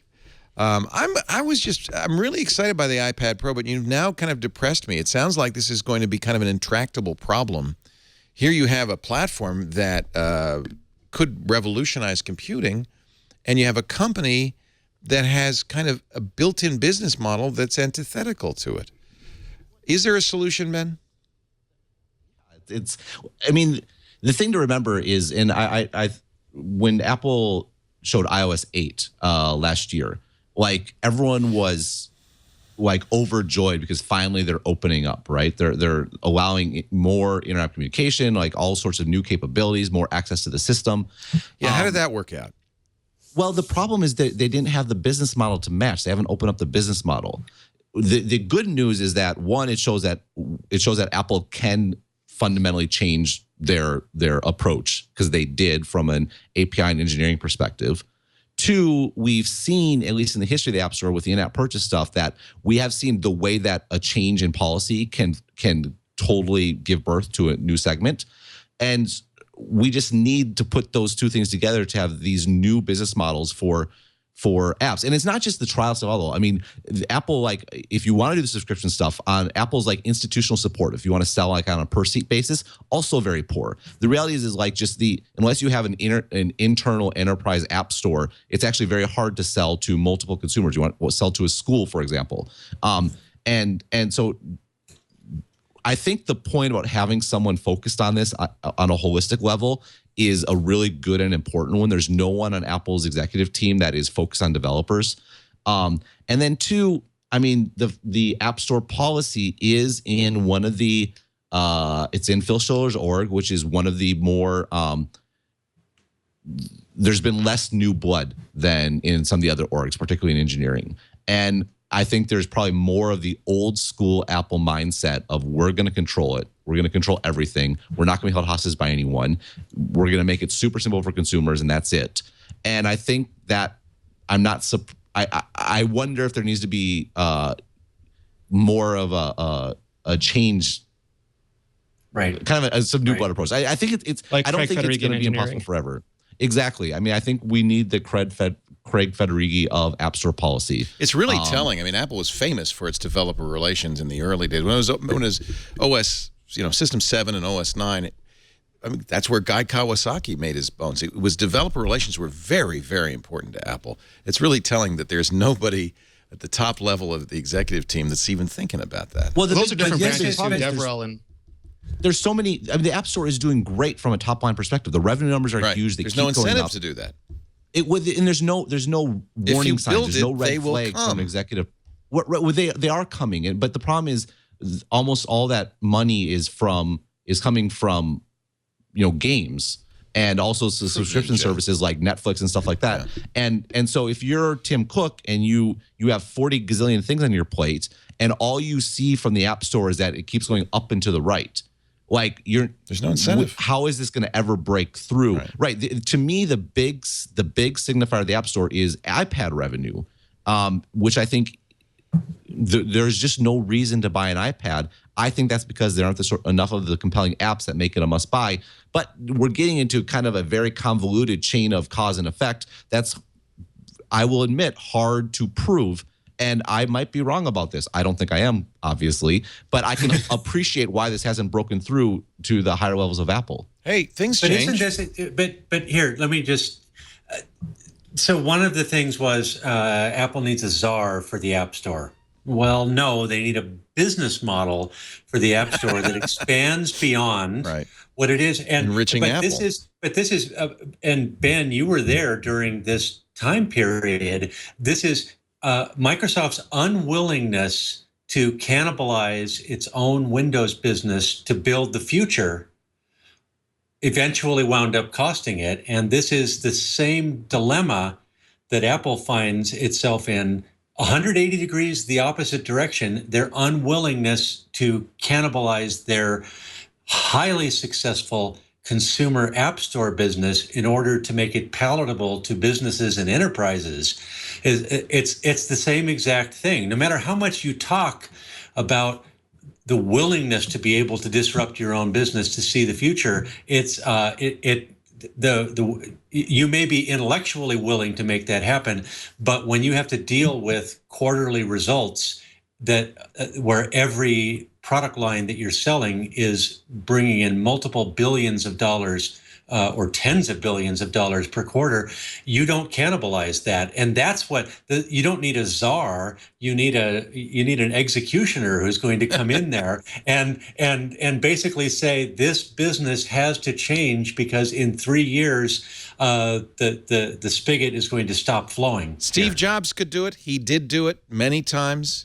You don't have anybody like that anymore. Well, but if you look at what happened to Apple recently when they did the reorganizations, Craig Federighi, he was not just at Mac OS 10 anymore. He went to iOS as well. So development now, more or less, there is like the watch in the car and stuff like that. But more or less, Craig Federighi is running across across the product line. Johnny Ive is running across the product line. And there's more. Angela Ahrens is now online and in-store retail. They combine those two things. That hasn't happened with App Store. You still have I think store managers, like people whose job it is to sell stuff on the store, I think they would love a lot of the things that we're all talking about. But people who are, and not developer relations, because developer relations and evangelism and review are separate organizations, all under Phil Schiller, but separate. They're the ability to go across those orgs and make things happen. I think the czar is the guy, I don't know if he's an executioner per se, but I think the czar is the guy who goes in and makes all that happen. The VP who does have that cross company power to enact positive change. Let's talk about. I think Ed does make a really interesting point, though, that all the App Store policies are very well tuned for a widespread consumer market, and they're well tuned for the iPhone, frankly. The sort of apps that succeed on the iPhone are well supported by the current App Store. And I talked about before, the distinction between a niche business model where you're maximizing revenue per customer and a scale business model where you're maximizing the number of customers. It's very hard to support both or to kind of wrap your head around both. And the exact thing we're talking about is, I mean, even the free-to-play games, that's still a scale model because the whole way they work is you get the games to as many people as possible and you get like 1% of them to give you a ton of money. That's where you make like a casino. Your money from. Yeah, exactly. And so yes, and the iPhone is a scale play. And you got to remember the iPhone is like 60% of Apple's revenue, and profits. It's just a huge part of the company. And that more than anything is the thing with the iPad. I mean, it is a niche product, and it's going to always be a niche product from Apple's perspective. And all the changes we're making are primarily to benefit, or proposing are primarily to benefit the iPad. And that's, I guess that's a reason to be concerned and frustrated, and to appreciate why it doesn't seem they think it's a problem, even though these things just seem like such low-hanging fruit. I love CR1 in our chat room showing his erudition, quoting Upton Sinclair. It's difficult to make a man understand something when his paycheck depends on his not understanding. Right. We'll give that. Success hides problems, right? Yeah. Let's talk about Apple TV. It's changing the face of television. The future of television, says Apple. It looks pretty clear that they held on to it for at least 6 months, if not longer, waiting, hoping to make deals with networks to provide it, turn it into an over-the-top set-top box. They weren't able to make those deals. They finally did release it. What is Apple? Rene, give us the lowdown on Apple TV. This was a hobby for Apple. It's still a hobby as far as I can tell. Is this important to Apple's overall plans? Well, it's important in that, like, traditionally, the Apple TV, like the Apple Watch, enhances the overall Apple ecosystem. So if you have an iPhone and an Apple Watch, an iPhone and an Apple TV, you get greater value than just having the iPhone by itself. The Apple TV and the Apple Watch aren't really devices unto themselves yet. Maybe the Apple TV will get there. But you're getting a really small... Apple TV was originally this really small version of OS X with a big hard drive, and it didn't really go anywhere, and you had to sync over all your content. And then with the second Apple TV, it became an iOS device that just streamed everything, and they've been building on that. So now you have a box that's based on iOS 9, has an Apple A8 processor. It runs Metal, which is Apple's version of OpenGL or DirectX, and it runs apps now. You have an app store, and those apps are different binaries than they are for the phone or the iPad, but you can sell them on the App Store in bundles. So you can be playing your game, you get home, your game just keeps playing on your television. And there's going to be apps for Netflix that can do more than just what the JSON frameworks allowed them to do in the original Apple TVs. They'll be able to be full-on apps and offer a ton more features. And you have like the natural language interface with Siri, which does the sequential inference thing, but they've really tuned it well for the television. So you can say, show me comedies, show me only new comedies, show me the episode of Twit where Ben Thompson is a guest star. And it knows how to process all that. Go back, I missed what they said. It knows that's my favorite feature because I'm old. What did they just say? Well, it goes back, and then it shows you the subtitles too to make sure you love that. Not hear it. It's and it does all these little clever things, and it has a new remote with touch on it. I'm going to buy it just for that. Buttons. What is the syntax? For show Ben Thompson on Twit? No, I know that one. They showed what I want to show me all James Bond movies. Now show me James Bond movie. You don't even say James Bond movies again. What did she say? What did he say? Yeah. So what did she say? What did he say? That's the syntax? Yeah. And it shows you closed captioning for that 15 seconds? Yes. Sold. Every old guy like us in the university. I say that every night. What? Lisa does too. What? We rewind. And then when you say it, you miss something else. So it means horrible. We rewind so much. Okay, good. And by the way, skip ahead 7 minutes, which advertisers are not going to like too much. Well, I mean, they're not famous for having advertising-based content on it. Actually, you're right. Netflix or iTunes. Do you think that was a problem with making deals with CBS and the locals? There's so many layers. But for the developer side, this runs like it's a version of UIKit, the same stuff that runs on the iPhone and iOS. They hit a bunch of stuff to make it much simpler. But if you know how to develop those apps, you know how to develop Apple TV apps now. And if you have a popular app, you can bring it over. So there's a lot of advantages. Will it be an open app store? In other words, if I develop a Twit app, I obviously have to go through the approval process. But are they going to be? Have they said anything about that? Are they going to be fairly democratic about that? I guess it depends on whether it makes sense or not for a television. They only showed off entertainment, home shopping, and games so far. I think the App Store will be relatively open, but to get into the universal search, that is controlled. Yeah, I understand that, and I wouldn't expect that, frankly. Although universal search is actually really clever. They have this idea that a developer might make a mistake and put private data as public data. So when they get it, they just hash it, and then they wait till many people access it in the app to make sure, one, that it really is public and it's popular, and then they start surfacing that. So you get a sort of an absolutely assured public information, but the most popular version of that public information as well. Well, yeah, no, I'm talking about the where you can search across shows. So if you want to find a certain episode or show, it's showing on Hulu, it's showing whatever. Yeah. But that there gets. I mean, it does not include Amazon Prime Video. Amazon doesn't include iTunes either, so it's fair. In You fact, don't the include it, Amazon yeah, search on the So we have fragmentation in the extreme. insane fragmentation. In television now. And as far as I'm concerned, while Apple TV is a lovely device, and I can imagine it being successful in some living rooms, it feels like an accessory to me in the same way that Apple Watch feels like an accessory. You have to be invested in one of the major high cost, high value components of the Apple ecosystem, either a MacBook or an iPad, or maybe one of the high-priced iPhones, and then you start to see the value of the watch and the TV. But Well, wait a minute. Can I use Apple TV without having any other Apple device at all? Yeah, but it's not as I mean, the value. Yeah. Well, as long as I could say, what did he say, and skip ahead 7 minutes. No, all of that is totally independent. Can I? And the federated search. So what?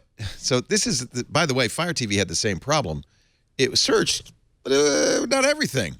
Seemed to really favor Amazon. Is Ben? What do you know? Is Apple going to not allow search across some platforms? No, so you have to get into universal search. So that's a separate. Well, that makes sense because you'd have to have a database that they could read, and that makes sense. Yeah, well, the big hole is they don't have Amazon Prime Video, and it doesn't seem. Well, they don't have YouTube. Did they put YouTube? Yeah, on I wouldn't be surprised if they got Amazon Prime Video and YouTube. It suits their business models, both of them. Well, one would think but it's so, a non-starter until it does. I agree with you. Well, you got to. I mean, that stuff is going to be a heck of a negotiation. I wish I could listen to that negotiation. Right now, almost anybody who's a cord cutter or just wants these kinds of capabilities has more than one box. They have a Roku and an Apple TV. I have I have everything. Shield. And again, Leo, I hate saying this, but I have an Xbox One. I have that too, and I love the Xbox One. And Leo, I have a Comcast cable subscription. And between the two of those, I have more entertainment than I need. And I'm in the demographic that will pay large amounts of money for video content. And the upcoming demographic, the demo, the one that all the advertisers want here, isn't willing to pay hardly anything. No, they watch YouTube on their iPhone. Well, they do seem to be willing to pay for Netflix and Hulu. I mean, that's something like 22% of it's a pretty significant number of the range, which is much higher than willingness to pay for lots of other categories. But I think the bigger issue, which I thought you were going to say, Ed, is the usage for younger generations. They're primarily watching these services on iPhones or on iPads or on their computer. Yes. The actual usage of there's going to be a bifurcation between the viewing of TV content and the uses of the TV set, and the amount of time spent watching TV has remained super consistent for ages. It's a huge deal that it decreased by a couple minutes over like this last year, which is like the first time it's ever decreased at all. But even then, it's still been very, very large. And if you include screen time, it's probably going up. I mean, total screen time, right? Well, no. The issue though is just the TV set in general. In the very long run, I think is only ever going to be an accessory. It's going to be much less the center of things. And I think for young people in particular, having their own screen is a big deal. And you share that screen. And you share that screen with people. You don't have it's not a communal experience. It's a shared, here, look at my screen. Here's what's on my phone. Look at my phone. Here's what's on my laptop. Look at my laptop. It's not, I mean, the idea of a big screen in a living room is, first of all, the idea that you have a living room is alien to a younger generation. And the idea that you then have content that's coming exclusively to that big screen and that everyone sees at the same time is also alien, and that will seem very quaint, like rotary dial phones in about 10 years. But I wonder if how much, because right now we've had a discontiguous experience, and I wonder, like, because continuity and extensibility and all these things are playing huge into Apple's current plans. You're playing a game on your iPhone, you come home, no one else is using the TV, you're just playing it on the Apple TV. It's a continuous experience. We used to complain that, I have Angry Birds on one device, I can't even pick up my iPad and play it. And you're going to be able to pick up on one device, play on another. So I think the lines are going to blur. And to the previous point, I'm going to keep saying this, Leo, Amazon Prime still isn't in Canada, so it doesn't matter to me if it's on the box or not. I don't know how many channels you get. If you only got Amazon Prime, you'd know. I know, but I mean, like they're not, the international services are there. The ones that most of the, like, I think it's 100 countries or something really care about are on that box. And I'm sorry the U.S. doesn't have all of them, but I mean, can I just tell you, it's going to be a great box. Apple knows exactly why people are going to buy an Apple TV, even at the increased price of $150 or $200, because they showed the things that sell it for me. I just mentioned, what did he say? And skip ahead 7 minutes. Crossy Road multiplayer sold. The Major League Baseball. Leo, they're selling Apple TV for old people. Wait a minute. You like Major League Baseball? You like Major League Baseball? That was an amazing demo. 2 games going on. You flip back and forth. Snell and right, but here's the thing. A lot of people focus on that demo, and it was an amazing demo, and it shows why software is better than this linear sort of stream. What they didn't tell you about the demo is that you can only use the Major League Baseball app for games that are 1, not on national TV, and 2, not in your home market. So I'm going to be watching a lot of Toronto Blue Jays games. I'm excited. I mean, so basically, you could watch all the Yankees games you want. Right. And so if you're a Yankees fan, it's great. No, that's a except limit. for But that's Major TV. League Baseball. That's them. That's their blackout stuff. And that's for now. It's not. It's them, and it's every other sports league, because the fact of the matter is the value and economics that come from bundling are so much greater than an over-the-top service for leagues, and that's going to be the case for the foreseeable future. And so, yes, it's kind of a similar thing to the iPad thing. You can have the technology in place, but if you don't have the business model in place, then it doesn't matter. And so I think for some people, like if you're a Yankees fan not living in New York, like that MLB app and Apple TV looks freaking fantastic. But that's not everyone. I think it is going to be more of a niche product, and a big part of it is the business part has to come through. And I think people in tech have been predicting the end of cable and linear TV for going on 40 years now. And that's before cable even existed, which shows how in-depth this sort of argument is. And yes, it is fracturing. And the reason it's fracturing is because the jobs we ask TV to do are getting narrower and narrower. But that doesn't mean that tomorrow, next year, we're going to be watching NFL football games with our NFL app on Apple TV, because the economics just aren't there. And until they're there, it's going to be a niche device. Leaving aside the fact that I'm not sure how much young people are even using big TVs anyway. Actually, my kids will watch YouTube on the big TV, which is really strange. But there is a communal aspect. Don't forget that these people under 25s are maybe the most communal generation ever. They do everything. They date in groups. Sure, but that's only a fraction of your TV usage. And so I'm not saying TVs are going away, but it's like people will still want private cars. I just think in the future they're more likely to rent them than to own them. Which you can get to the Apple Car question. So I think that Uber for television. None of this stuff is necessarily going away, but I think yes. I'm just going to stop there. Uber for television. What would that be? I can't even. Ed, you're right, though. You know, the Xbox One with that NFL app on the side there with the stats and the fantasy stuff, that's cool. That's nice. That's actually a well-done app. It's very and nobody knows about it. And nobody knows about it. And what we have actually in TV now is a situation where we don't have dominant. In every other platform, you have 1 or 2 dominant manufacturers. You know, in smartphones, it's Apple and Android, and nobody else matters. In the TV set-top box space, you either get what your provider gives you, or you have an incredible assortment of fractionalized, randomized boxes. You should. I can't.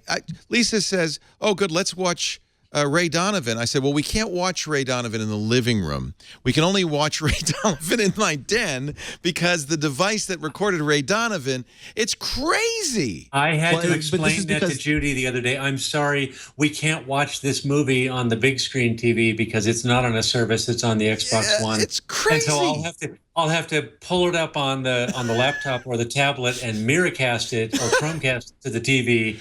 And I feel sorry. We're about to go on some really fun international travels, and we're going to have house sitters here, and I have to write. Oh dear. A damn manual. Oh dear. I have to actually write a manual for our house sitters on how to work the TV, and I'm tempted to just say. Tempted to just unplug it and throw a blanket Bring your over iPad. it. Where are they from? Well, one's from our house sitters. One's from Seattle. Oh, okay. Because I say if they come from Germany or something, you just say turn to channel 3 and you're good. The issue is that the differentiation in TV is driven by the content. It's not driven by the device, and this is why the App Store is potentially the most interesting part of the Apple TV is because the App Store, if that becomes a differentiator, that gives Apple more control and more leverage with the content providers. Right now, the content providers are the ones that have all the leverage, and it's the same thing in music. I'd add as well. Like in music, it's the labels that have all the leverage, which is why, from a pricing and content perspective, the Apple Music isn't differentiated. It's not differentiated, yeah. You can look at it compared to iTunes. What made iTunes the juggernaut that it was piracy. And what I mean by that is the labels were so scared of piracy, they were willing to do a deal with Apple. Right. Today, streaming killed piracy, which means the labels are in some respects stronger than they've ever been. So Apple gets no special favors. And you have the same thing in video, where if the content provides a differentiation, that means there's not going to be a dominant player. Like in a stack, in whatever industry might be, there's one layer that matters. And that layer and everything else, it's going to be commoditized. Is Chromecast the solution? Chromecast really is interesting. As long as apps have Chromecast support built in, you can use any device to just cast it to your TV. I love the Chromecast. I think that's a very kind of clever way around this. No one in this sector is going to become dominant unless someone gets leverage. And nobody's going to get leverage because, yeah.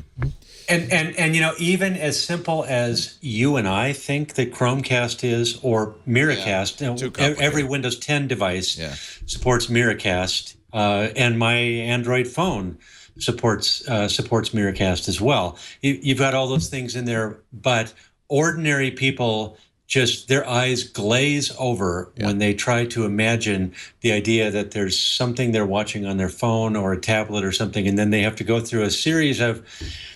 If it's more than one click to make it appear on the TV, it's not going to happen. And it's still, the barriers to entry are too high. There's a reason that Google made the price of the Chromecast $35 or whatever it was, because they wanted to, they wanted to seed it out there into the technically sophisticated audience. But I don't think that ordinary people are going to be able to manage this complexity. We still have, the problem is still complexity.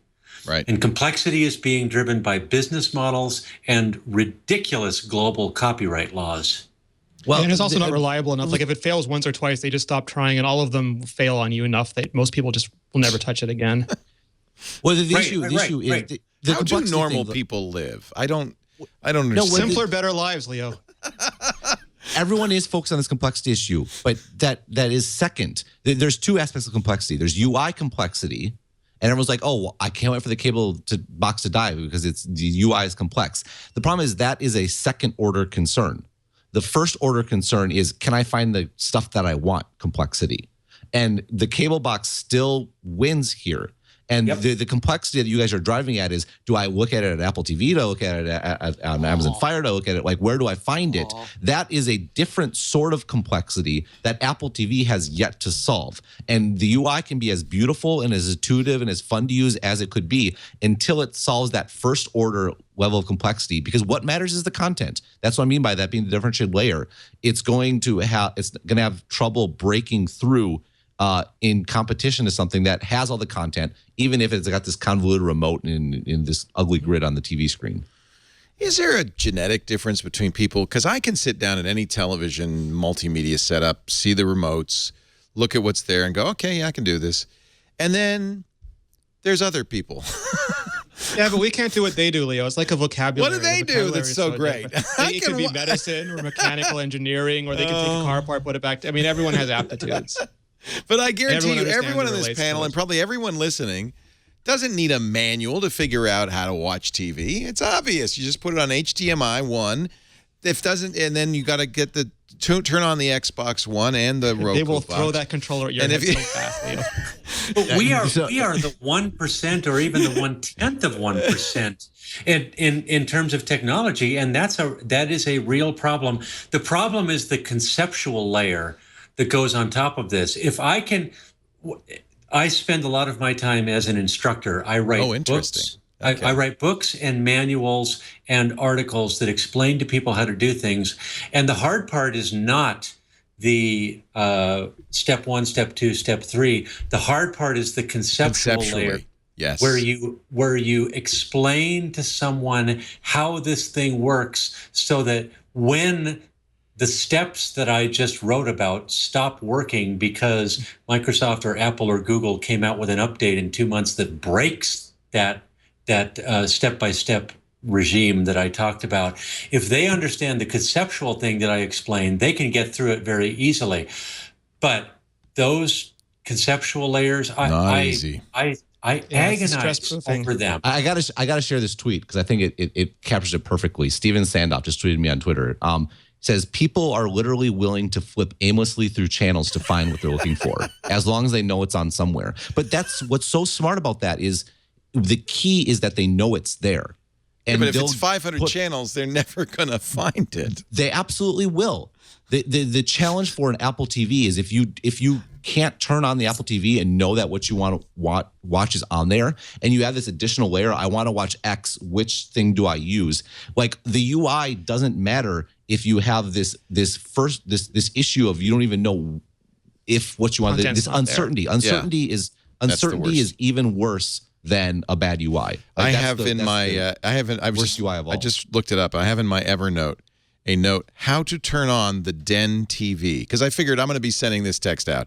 Turn on the TV with this small silver remote, then choose cable sat from the Onkyo remote.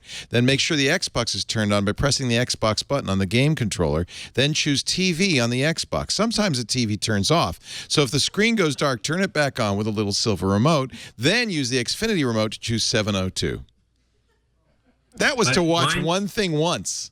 My version has PDFs with screenshots of the remote with all of the buttons labeled. And by the way, this is out of date now because if you use the silver remote to try to turn the TV back on, it's going to turn the Onkyo off because of CEC. So now, let's take a break. I mean, to Ben's point, like consistency is absolutely a user feature. And if you don't know it's going to be there, you're gonna doubt that it's be there, and then it just affects your whole. I think it's pattern. worse than that. I really do. I think it's a mess, but we'll figure it out. So, and that's why you end up watching The Sopranos instead of The Wire, like you wanted to. When we come back, we're going to talk about the things Apple left out. Some very big things that Apple left out of the keynote. Rene Ritchie is here from imore.com. Ben Thompson for Stratechery. Ed Bott from ZDNet. I got the 3 smartest people in the world here. We're getting down to it. You could run an Apple keynote like that, Leo. I feel like this stuff is like chess or something. I mean, it's worse. It's like a Rubik's Cube mixed with 3D chess, and you make one move, and then 3 years later, oh, crap, we screwed up the business model, and the whole thing falls apart. I don't know how anybody survives in this world. It's gotten too complex, and that's why I'm going to move to a farm. Are you buying the new iPad, the new Apple phone? Maybe you want to find somewhere to put your old one. Can I make a suggestion? Gazelle. Gazelle. Gazelle. Gazelle. Gazelle makes it easy to buy and to sell. So let's talk about selling first. That's how Gazelle got famous. You can trade in your old devices. By the way, get a price that's locked in so you know what you're going to get, and you have 30 days to decide. They will buy even broken iPads and iPhones. Of course, they buy other devices like BlackBerries and Samsung Galaxies. They'll buy Surface tablets, Google tablets. If you go to Gazelle.com, you'll see, look, what? $335 for my 6 Plus, $375 flaw. That's awesome. Now, here's the deal. You've got 30 days to pull the trigger on that. You don't have, there's no obligation. The only obligation is from Gazelle to you, that they'll give you that price. Once you decide, okay, I'm going to take advantage of this, you check out. They send you a box, prepaid postage. You pay postage on anything worth more than $1. You pile that box in, put a lot of stuff in there. You've got old gadgets that are just gathering dust. That's crazy. That's like saying, oh, here's a $100 bill. I'm just going to leave it in the drawer. That's crazy. Send it there. If you forget to wipe the personal information, or you can't because the device is broken, they'll do that for you. And then they turn it around and they give you your money very fast. You can get a check in the mail. You can get a direct deposit for PayPal in your PayPal account. That's really fast. Or for an extra 5%, use the Amazon gift card. If you buy a lot of stuff on Amazon, that's a great deal. Gazelle's paid out well over $200 million to over 1 million customers. And now they buy and sell. So the best stuff that comes into Gazelle will be sold. You can buy certified pre-owned. And when I say certified, I mean it. They have this very elaborate 30-point quality inspection on every device they sell. Make sure everything not only functions totally perfectly exactly right, but that the screen doesn't have scratches on it. There's no defects, things like that. You can get their various quality. You can get it like new. That's going to cost a little more if you want to save a little more. And this is what I do for my kids when they lose their phone. I get the slightly used. It's kind of, slight signs of wear, but again, 100% functional. 30-day return means you're guaranteed that it's going to work. You have 30 days to return it. No risk to you. I just really love Gazelle. Gazelle, to buy, to sell. Remember, Gazelle.com. Actually, this is a good time to buy last year's iPhone at Gazelle and get a great deal. Save a lot of money if you're worried about that. All right, we're going to get back to the conversation. Lots more to talk about with our great panel. But first, if you missed this week on Twit, you missed a lot. Take a look. Previously on Twit. Hey there, Mike. I can tell you I'm here at the Ed Sullivan Theater, and the anticipation for the new iPhones and the new Apple TV is just monumental. I'm not recognizing most members of the press here because it means that Tim Cook has more time for me. Tech News Today. iOS 9 will become available next week, but a new feature has shown up in the beta. You can train Siri to respond to your voice and nobody else's. Siri's version of this feature will prevent something that actually happened today in a White House press briefing.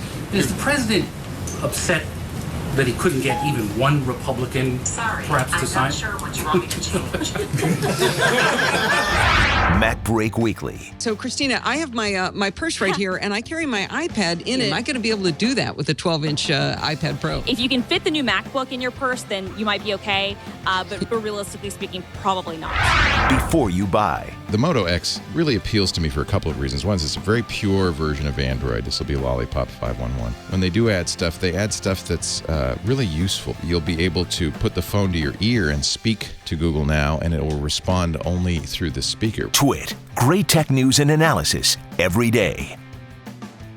Coming up this week, Dreamforce, which is Salesforce's big annual event, kicks off on Tuesday, September 15th in San Francisco. Apple's iOS 9 and watchOS 2 will become available to the public on Wednesday, September 16th. And the TechCrunch Disrupt Hackathon begins on Saturday, September 19th in San Francisco. For all this and the rest of the news this week, tune into Tech News Today at 10 a.m. Pacific, 1700 UTC at twit.tv/live. Back to you, Leo. We're talking high tech. We're really talking Apple today. There's a lot of Apple information from the week. There's been other news, too. Twitter. I'll just say the words. Google, Facebook. They're all involved. You maybe can clarify for this for me, Rene. I'm very confused. Somebody in the chat room is saying, you can't store apps on the Apple TV. They use on-demand resources. Serenity Caldwell wrote a good article explaining this. Are Apple TV apps limited to 200 megabytes? That doesn't sound like much. No, so what happens is they don't have giant hard drives in them, so they have limited NAND flash storage. So what happens is you have a 200 megabyte initial download. That could be something as simple as a splash screen. It's whatever they want. It's designed so that if the device is full, it doesn't give you this big error message that says, sorry, you're out of room, please go delete something, because they don't want you to have to do file system management on the Apple TV. So what it will do is download that 200 megabytes, which will almost always fit in, and then download a payload of up to 2 gigabytes immediately if there's no storage pressure. Otherwise, it'll start removing resources from other apps as it downloads that to sort of intelligently balance what's on the device. So I might want to play a game like Crossy Road, and I have to wait till it downloads because it's well. You'd have to wait till it downloads anyway. So what this does is let you download.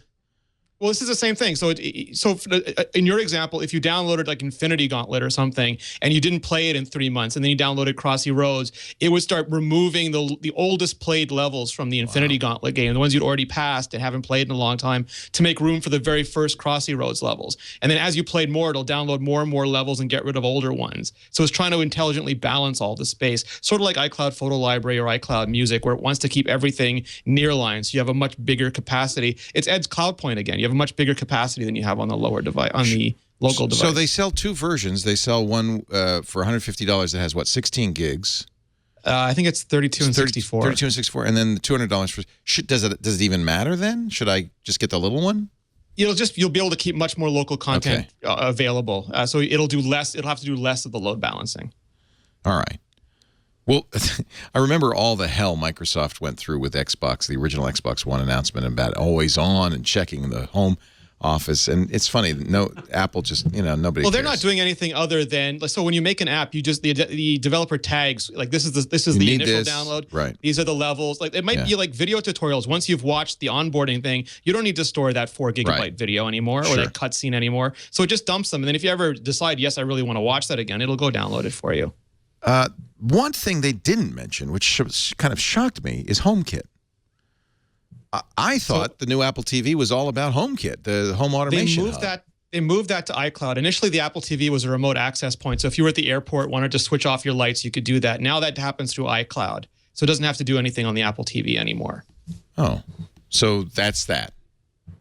Yeah, some people want it to be. Some people have got older home automation equipment, and they were hoping that Apple would do something where the Apple TV would magically make all the old things like our Hue light bulbs, Leo, work with HomeKit without having to go buy a new Hue hub. Right. But then it still wouldn't be secure, and then Hue hasn't made the lights work with anybody's hub by themselves.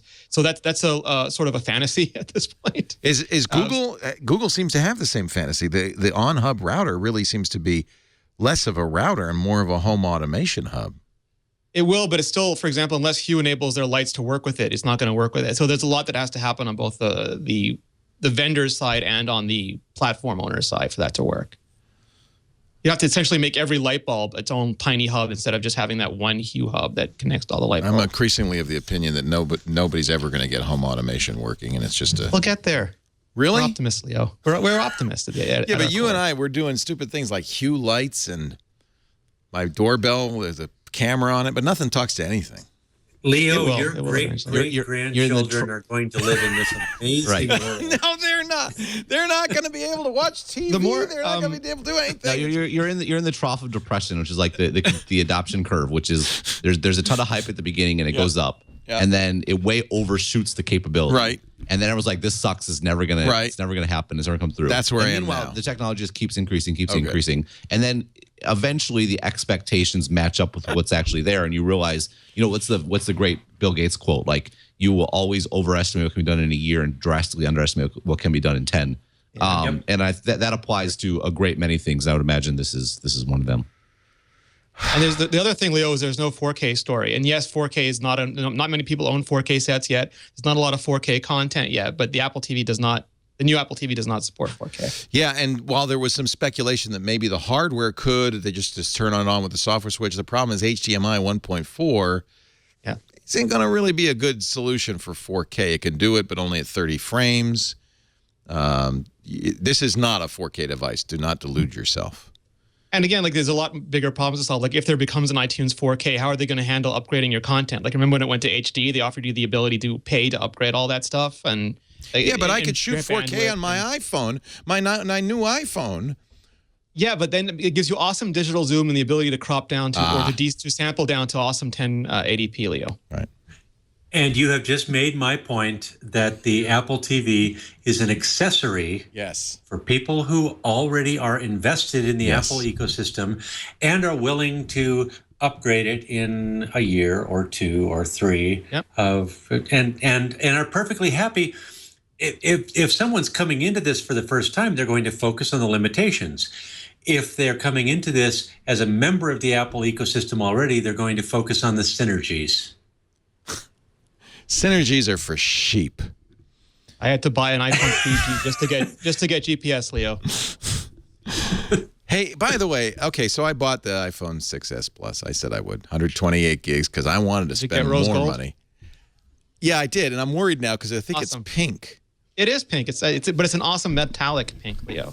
You and Andy and I will match. It is. Leo, it's pink. It is really pink. It matches my face. It's pink. It's the new color, Leo. Everyone will know you have the new iPhone. You're gonna put a case on it anyway. Everybody puts a case on it. I'm gonna put a case right away. Maybe I'll have a little pink peeking out, but there'll be a little tiny pink frame around the outside of it. I'm drinking from a pink water bottle. Why don't they just call it pink? Pink phone color. Because rose gold sounds more inspirational. See, I know rose gold is because it's a coppery colored gold. I've seen actual rose gold. It's not that color. Rose gold is coppery. This is pink. Well, the gold iPhone is more champagne than it is actual yellow gold, too. It's goldish. Goldy. It's like chocolatey in a popsicle. It does look good. This is a geek couple. We're in bed. It's 12:01, midnight, right 1 minute after midnight, Saturday morning. We're in bed. She's got her MacBook. She's on Verizon. Oh, that's a mistake. Yeah. No, I was smart. I used my iPad. Did the App Store, right? Yep. She's done. She beat me, by the way, because the Apple Store opened later, like 12:05 or something. Oh, she bought through Verizon. Oh, yeah. She went Verizon right away. She said, got it. She said, what'd you get? I said, rose gold. She said, oh, crap. I didn't think you were going to get rose gold. I got rose gold. We're rose gold buddies now, Leo, all of us. Yeah. Are you rose gold too? This is like winning. I bought silver. This is like the people who think they're winning because they were the last bidder standing in an eBay auction. So pathetic. I win first. I know. Actually, I was because the only people doing this are us. I'm watching Rene on Twitter. He's watching me on Twitter. What'd you get? Did you get in? What's the best place to go? Is it Verizon? Is it T-Mobile? Did you go right through the App Store on the web, or do you go to the App Store on the iPad or the iPhone? How did you do it? Silly. You got a much better shipping date than me. I'm getting mine in October. What? Yeah. Did you get up? I got it like at 12:03 or something. Oh. I figure I'm playing some sort of Canada tax. There's your mistake. Days. Yeah. You gotta get right up at 12 o'clock. Refresh. Yeah, I won't get. Well, I mean, I won't. Even though I got the first day shipping date, but I have to have it shipped to me then in Taiwan. That's kind of funny because they're going to ship it from China to the United States and then back to you in Taiwan. Yeah, it's annoying because it's going on first day in Hong Kong and China, but in Taiwan is supposedly a part of Apple's Greater China region, but we don't get it first day. Would it be? Go ahead. See, I want the one that comes with iOS 9.2 because those other ones. The middle finger emoji. Well, wait a minute. Don't we get the middle finger emoji right off the bat? iOS 9.1. No, that's iOS 9.1. Just into beta. We don't get the burritos and the tacos and the pizza, the hot dogs. You get the middle finger emoji just for buying it in the first hour, Leo. I get the privilege of spending $1,050. I win for pink. That's only $20 a month, Leo. It's so interesting to watch because, for instance, you would strongly get the impression that Apple invented the middle finger emoji. But in fact, all they're doing is now supporting the full Unicode emoji stack. It's a big deal because they didn't before, and some people were saying, oh, Apple would never do it. And there was like all our nerd friends, Leo, were blogging about it, saying, I don't care about any other feature in iOS 9. I just want the reverse hand with middle finger extended emoji or the taco or the burrito, and American food. American food. Poutine. I'm just going to say that. Still no poutine. I'm distraught. No, American food. Forget the poutine. American. Nobody wants poutine. How would you even make poutine in an emoji? All you do is you hold down on the French fry and it gives you tater tots, poutine, and chips as an option. I want garlic fries in there because I'm from San Francisco. I mean, they sell 1 million of them. You're right. That's actually brilliant. And actually, emojis are passé. It's all about stickers now, right? Emojis are too little. They're little bitty things. I want giant stickers. Hey, stickers are awesome. I agree. We need stickers in iMessage. Which messaging app do you use? Line? Well, the problem is the killer feature of any messaging app is who else is on it. Right. Which means, I use a ton of them, but it varies by country. I mean, I use Line for everyone in Taiwan, but then I mostly use iMessage with Google Voice's horrendous client for text messaging as a fallback for anyone who doesn't have an iPhone for people in the States. Good God. It's sad. It is sad. I love the international rate. I use Telegram because it's got the best set of giant emojis of all kinds. You sent me Donald Trump. It was awesome. I sent you Donald Trump. I've got Trump. I've got Taylor Swift emojis. I've got Star. I mean, where else are you going to get a Star Trek emoji Wars. like? Wars is the word you're looking for. Star Wars. I know. I do it just to drive. Do you have Eddie Q in his red shirt sticker? No. Is there an Eddie Q emoji? I don't know. There should be. Someone's got to make that. Damn, with a little folded up cuffs. Someone needs an Eddie Q and Scott Guthrie emoji, both in their red shirts, side by side. Red shirts. Only one makes it to the planet alive. And well, who's the hair guy at Microsoft? Joe Belfiore. Joe Belfiore has a beautiful, beautiful head of hair for a man. Yeah. Leo. I think we've got something here. A set of stickers of great hair guys. Shingy, Joe Belfiore, Craig Federighi. Air Force One sticker right there. Love it. Wow. I have my own mechanical Leo bot on Telegram, by the way, if you are a Telegram user. My work is done here. at Chief Twit Bot. Just follow at Chief Twit Bot, and it's an automatic little bot on Telegram because I have no friends. I'm filing trademark infringement lawsuits against you left and right, Leo. He's calling Disney right now. Oh man. Oh yeah, you should see these stickers. Follow me on Telegram. I'll send you a set. Wait, you said that you had Taylor Swift out loud, Leo? Oh, I'm so sorry. Oh, but Taylor Swift is perfect for certain. See, stickers are all about communication. And there are times when you need a Taylor Swift emotion, to really put the idea across. I think emojis are really old hat. This is why Line is so. I mean, part of the thing is because it's Japanese background. The Japanese have always been very good at this. They understand this. The character and building it's in their language. They're ideograms. They understand how picture is worth 1,000 words. Yeah, don't get me started on Western conceptions of Chinese characters. But there's actual characters that are consistent, and the level of emotion that can be exhibited in detail and context is really incredible. And I agree. People laugh and joke about them, but I think once you get used to using them, it's awesome. I just sent you, Rene. I'm a well-known sticker advocate. Yes. Look at Rene. I just sent you the perfect Taylor Swift emoji of shock and surprise. There's nothing. She's gonna make an open letter, Leo. We're both in a lot of trouble. You know what's great about this is when what you do is you pick an emoji and then it shows you the stickers you have that show that emoji. How gorgeous is that, Leo? Wait, show me. Let's see. I don't even want to know what the one right the pedo bearer seal of approval. Hey, you got to work hard to get that. And then above that is Big Bang Theory. Yeah. This is frightening me. Oh man, come on, Ed. Follow me on Telegram. I'll send you a sticker. The other good thing about Telegram is if you don't have that sticker, you just click on it and you can add it. Yeah. So they're viral. They propagate like disease. And they just want people using their stickers because one day they'll figure out how to charge for them. No. You know what? It's an open platform. These are just. I know. I couldn't resist the Bill Gates China quote. I know. Look at the. By the way, the iPad Pro is going to be the best Fallout Shelter platform ever.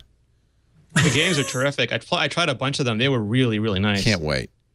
Well, I was excited about getting the first iPad because for Words with Friends was so hard to do on a little 4-inch iPhone, 3.5-inch iPhone. Those tiles are huge now, Leo. They're big. Yeah. Rich experience. So you don't need your reading glasses.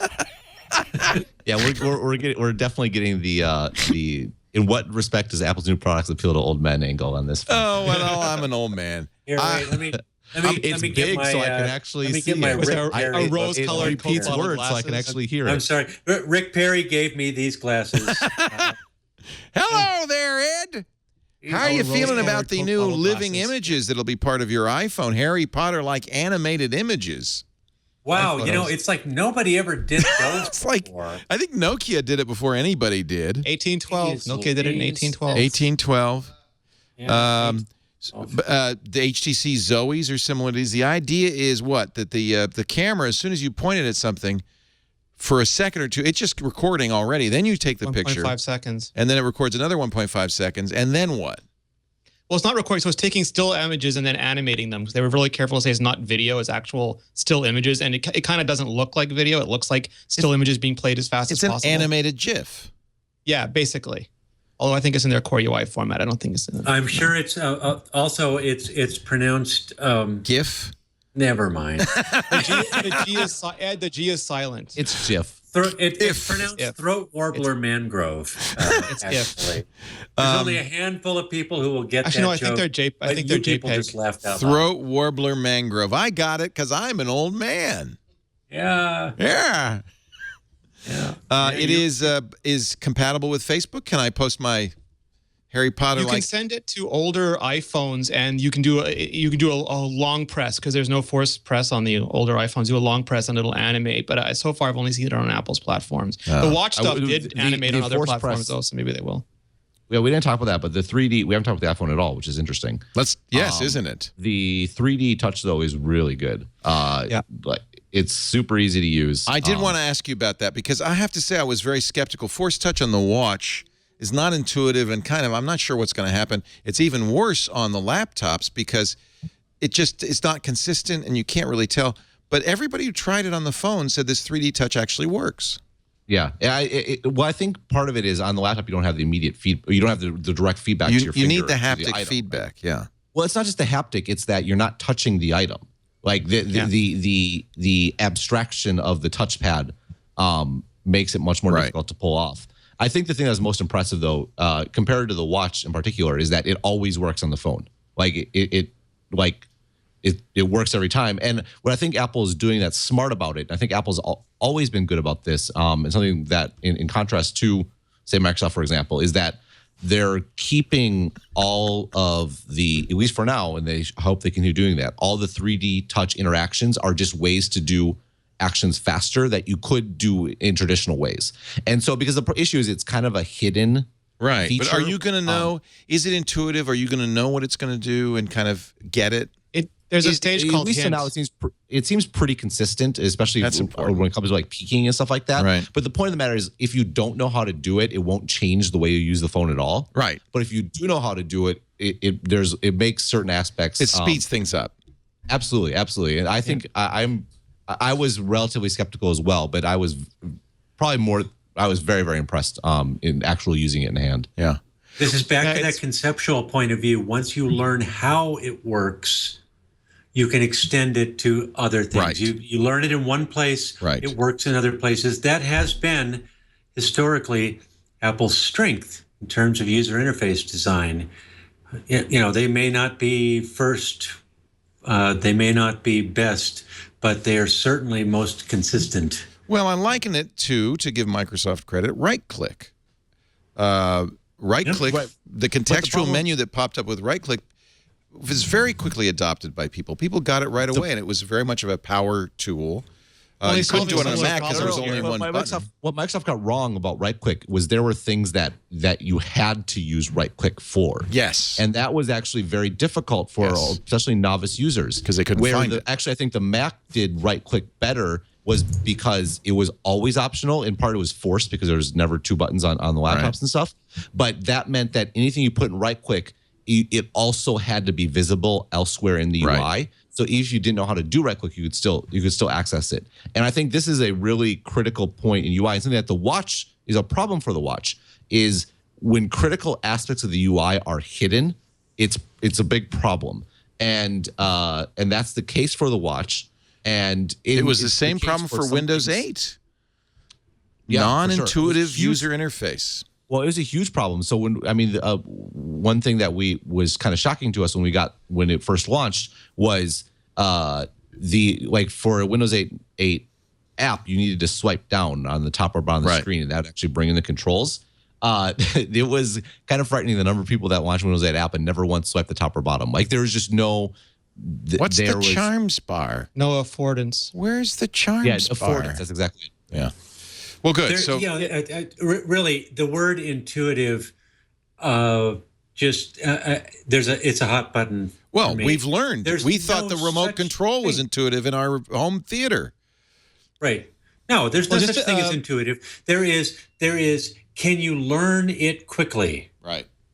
Can you? If you can learn the concept quickly and extend the concept to other things. That was the same thing with right click. Right. Right click wasn't mandatory ever. It was a way to quickly get to features that you otherwise had to go find menus for. The interesting. Sorry. That was the benefit of it. The interesting thing here is that, they've been working on this for years, and they've been doing a lot of hardware work, a lot of interface work. And the idea is you have a single column view on the iPhone, which is very different than on a computer with multi-windows or an iPad even with a split view. And it just wasn't fast. Click that email, go to the next screen, wrong email, go back. Or now the phones are bigger. And we talked about this a long time ago, Leo, but you can solve for one-handed ease of use in other ways than just having a small screen. And this is sort of the confluence of this, where they've done a lot of work on making sure that the clicks, and you can adjust the click, the 3D touch in settings. You can turn it off if you have, for example, physical impediments to using it. But if you don't, they've done a very good job of making it so you press a little bit and you get a hint. It's almost like the head shaking animation that tells you if there is something there, and if there's not, that sort of motion will open things in other apps. So you start to discover it a little bit. Then you push a little bit and it gives you the preview, which is called peek. You press a little bit more and it commits to bring it at full screen, which is called the pop. And it has a lot, you can force swipe to go right to the multitasking interface. So there's a back button now in iOS 9 for inside an app, and there's the force swipe to go back through the app stack. You can 3D touch the keyboard to switch it to the trackpad, like on the iPad on iOS 9. There's a whole bunch of things that they just made super, super fast by virtue of implementing this thing. And what makes me, what I find so cool about this is back in iOS 8, I said extensibility was going to be one of the biggest breakthroughs Apple has ever done. And I think I undersold it, because so many of the new technologies, from content blockers to video game recording to all these views that are they've basically totally unbundled apps. Apps are not these discrete binaries that you arduously go and search for and find and launch. They're these little bits of functionality that you pull down or press into or swipe up, and little bits of apps are everywhere. And it makes the entire interface almost like it's accelerated. It makes it so much faster to use. I think I'm going to buy a new iPhone. Too late. You had me at back button, actually. It's funny because iOS users mocked Android mercilessly for the back button. It was one of the features that made me move to Android. Well, this is subtly different, that the Android back button always had two purposes, inside the app and outside the app. And Apple's got two discrete actions, one for inside and one for outside. Good. Maybe they've improved on it. I'm looking forward to it. 2 weeks. We get it. Hey, let's take a break. We'll wrap things up. Great panel. Great panel. So glad to have Rene Ritchie from imore.com. Ben Thompson from Stratechery. If you're not, by the way, Ben, I bought I subscribed. I finally gave in and said, this guy's too good. I have to pay for it. I'm a subscriber. Yeah, it's really great. Stratechery.com. There's a lot of free content, including the article. Yeah, I would do one free article a week, and then the other 4 days a week is subscriber only. So I do write every day, but all of Ben's good stuff is on Twitter, though. So that's follow everybody. Every one of these three you should follow on Twitter. They're all Twitter mavens. Ed Bott, he's at Ed Bott, and on zdnet.com. Our show today brought to you by Squarespace. One of the people we got together with when I was in New York was the great folks at Squarespace. We had a great time talking. Just so impressive. These guys have such a commitment to making a better website for you. Build it beautiful is their tagline, and it really is true. They make it easy to have a website that it reflects your style, your personality, that is absolutely yours. Not cookie-cutter websites, but they do it starting with these great designer templates. They've got e-commerce. They've got all sorts of stuff. The cover pages, which allow you to have a front page that has everything somebody needs to know about you. You could, for a blog, for a website, if you're a band, they have band templates, an online store. Yes, they have e-commerce. Of course, the best 24/7 customer support in the business. And they start at $8 a month when you sign up for a year. By the way, every Squarespace site looks great on all size screens. That's more and more important. Squarespace is now offering you $100 in AdWords credit if you sign up for the business or commerce plan. I can go on, but really the best thing about Squarespace is you just go to squarespace.com, click the Get Started button. Without giving them a credit card or any personal information, you've got 2 weeks with a Squarespace site. You got the run of the place. You can do all this stuff. You can even import content from your old site to see how that would look. That's free. So you can absolutely try it before you buy. Take a look at the great Squarespace apps, too. They've done some beautiful apps. Stats, everything you need. Start your free trial. No credit card required. Squarespace.com. But when you buy, I want you to use the offer code TWIT because that does 2 things. It lets them know you saw this on Twit. We like that. And you get 10% off. 10% off. Squarespace. See that? The blog, the metrics, the portfolio, the note, those are all apps. They're great. Squarespace. Build it beautiful at squarespace.com. Before we move on, anything else any of you want to say about the Apple event? There's quite a lot there. It was a 2.5-hour event, almost as long as this show. And they, I think in many ways, kind of put a stake in the ground for some very interesting new stuff. Anything you want to say about that? Are we good? Jeez, Have we've I think we've beaten it to We're death. going longer than the event. We did. You teased something earlier, though, that you thought was the most revolutionary thing that you thought we were going to, guess. The iPad Pro. The iPad Pro. That's what I meant. I really feel that the iPad Pro is a breakthrough. And I know a lot of people think I'm nuts. Those speakers are, we didn't talk about that later. Those speakers are amazing. You just 4 turn speakers. The thing. Yeah, and they go as fast as the reorientation of the app. So you're looking at something, you turn it sideways, those speakers take over, everything rebalances. Why would you put 4 speakers in and not put a better camera in? I don't understand what they're doing.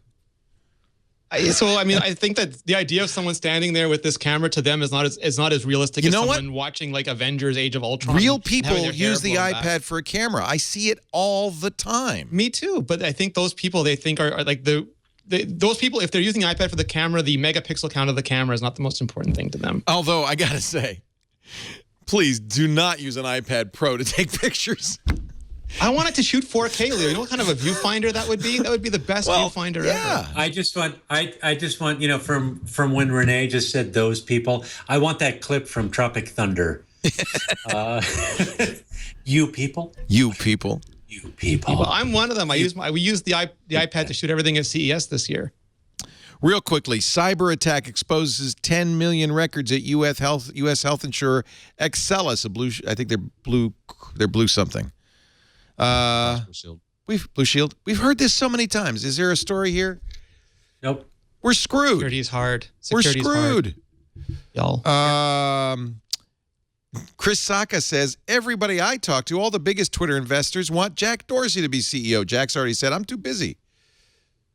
They continue. I don't buy that. I think that the Vanity Fair article where that says that he turned it down, I don't buy that. I suspect what it was the board offered it to him conditional on him stepping down from Square, and he turned that down. Because that's his company. He wants to keep doing it.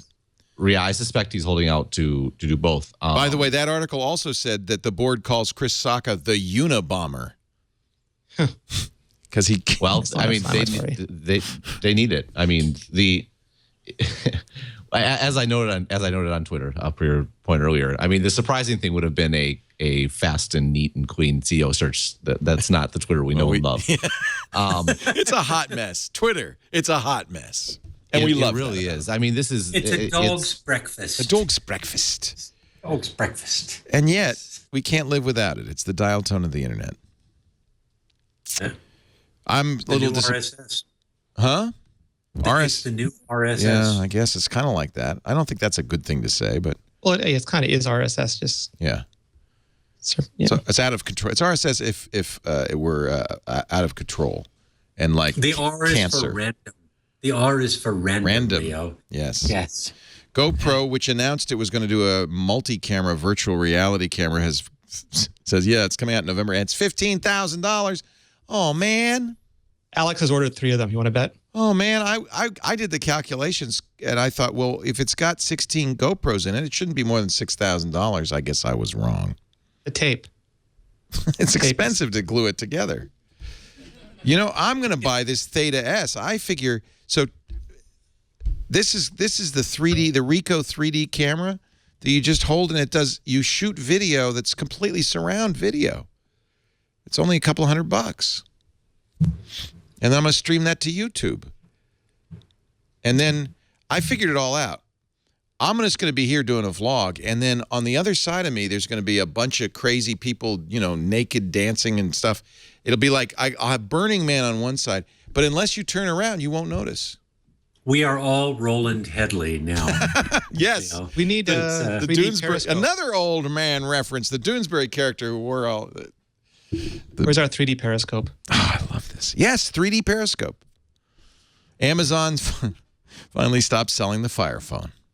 Somebody in our chat room said They stopped selling it a long time ago. I bought it. No, there's a guy in the chat room who bought it the day before they stopped selling it. Nice timing. I've got one. Mine's a collector's item now. I'm really happy about that. I gave mine to Dvorak. I thought that was a good use of it. Oh, it reminds me of a world where... It reminds me of the fundamental difference between Amazon and Apple, where, you know, a lot of times Steve Jobs wouldn't get his way, and Jeff Bezos got his way with the Fire Phone. There weren't enough people there to say, no, this is a terrible idea. We're going to do this, this, and this, and not this. And he would curse at them, go off, say they're all going to fail, and he'd fire them. But then it would work out, and everyone would be fine. So you always need those people to tell you no. To his credit, though, and to Amazon's credit, they learn from their mistake, and they're not trying to do version 2, and they're like, I mean, the issue is Amazon is a horizontal services company that needs to be reaching people on every platform, not trying to own the one. And yes, you're right. It should have never been made in the first place, and probably all of us, definitely including myself, were saying it was a bad idea from the beginning. But that said, if you're going to do the wrong thing, at least learn from it and change going forward, and they have. And look at Microsoft. They made the Kin, and then they realized, oh no, Windows Phone is the way.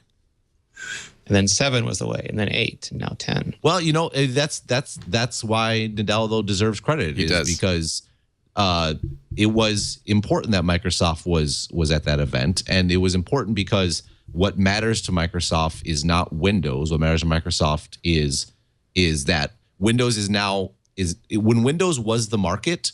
Microsoft, the great thing about monopoly is you don't need, I talked about that whole distinction before about being a scale offering or being like a niche offering.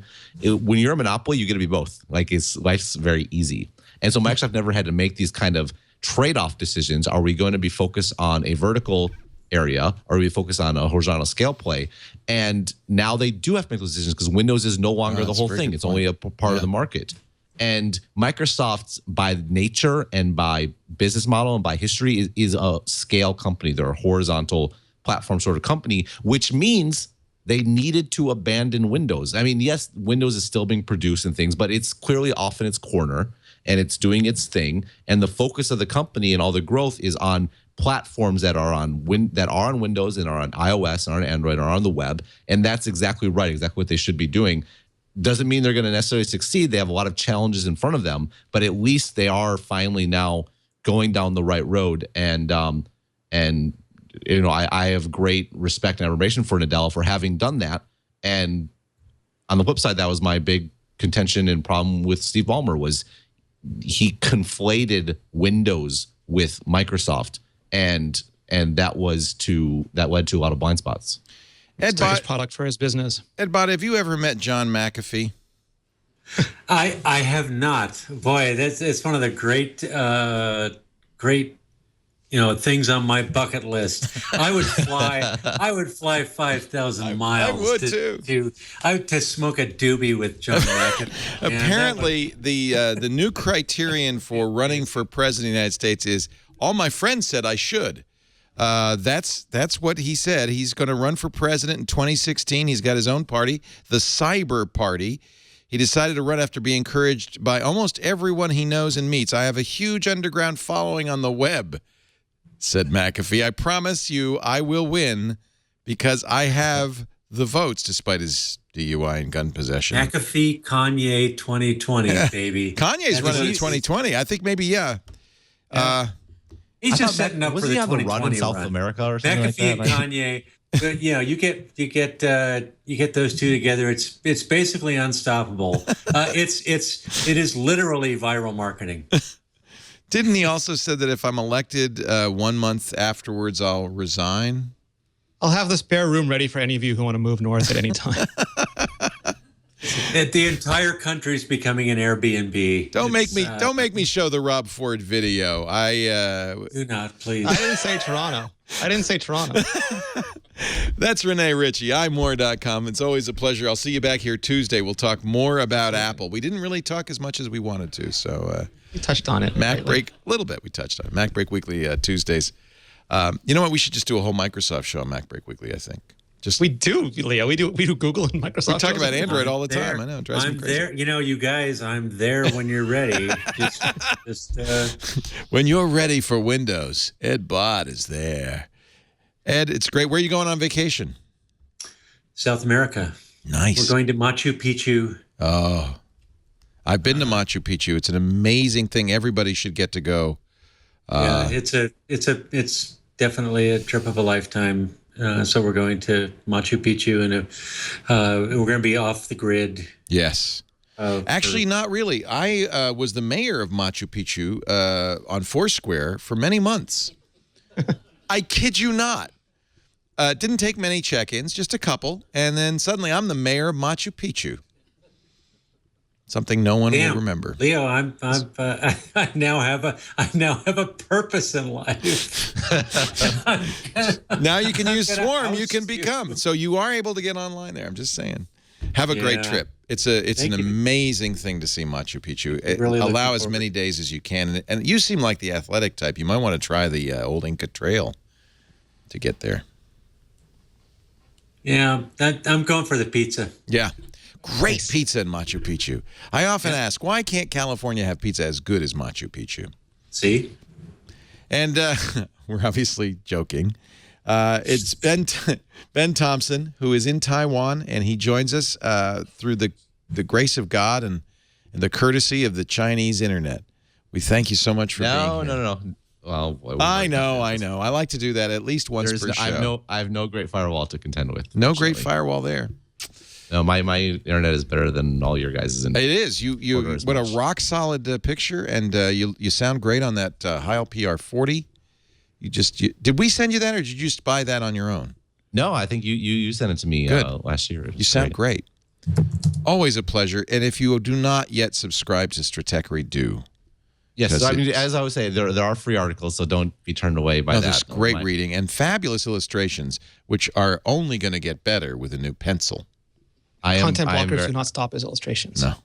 Well, it was all a master plan by using illustrations and then starting a website and making money from it. I'm now able to write off the cost of an iPad Pro. So my long years of planning have come to fruition. Thank you for getting up early and joining us. Thank you all for being here. What a fun show. I love the brain power in here. We do this show every Sunday afternoon, 3 p.m. Pacific, 6 p.m. Eastern Time, 2200 UTC. If you could join us live, that would be great. You can be in studio if you email tickets at twit.tv. And we subjected a goodly number of people today to an event as long as the Apple event. So, and we covered pretty much everything in the same obsessive detail as Tim Cook and company. If you want to be here, tickets at twit.tv. Of course, you can always watch all of our shows on demand after the fact on our website, twit.tv, or wherever podcasts are aggregated, and that is pretty much everywhere, including iTunes, the Xbox. I'm sorry, it's called Groove now, Groove Music, and all those other great places, plus the apps we have on every platform, including Roku. Thanks for joining us. Hey, I'll see you next time. Another Twit is in the can. Bye-bye. Doing the Twit.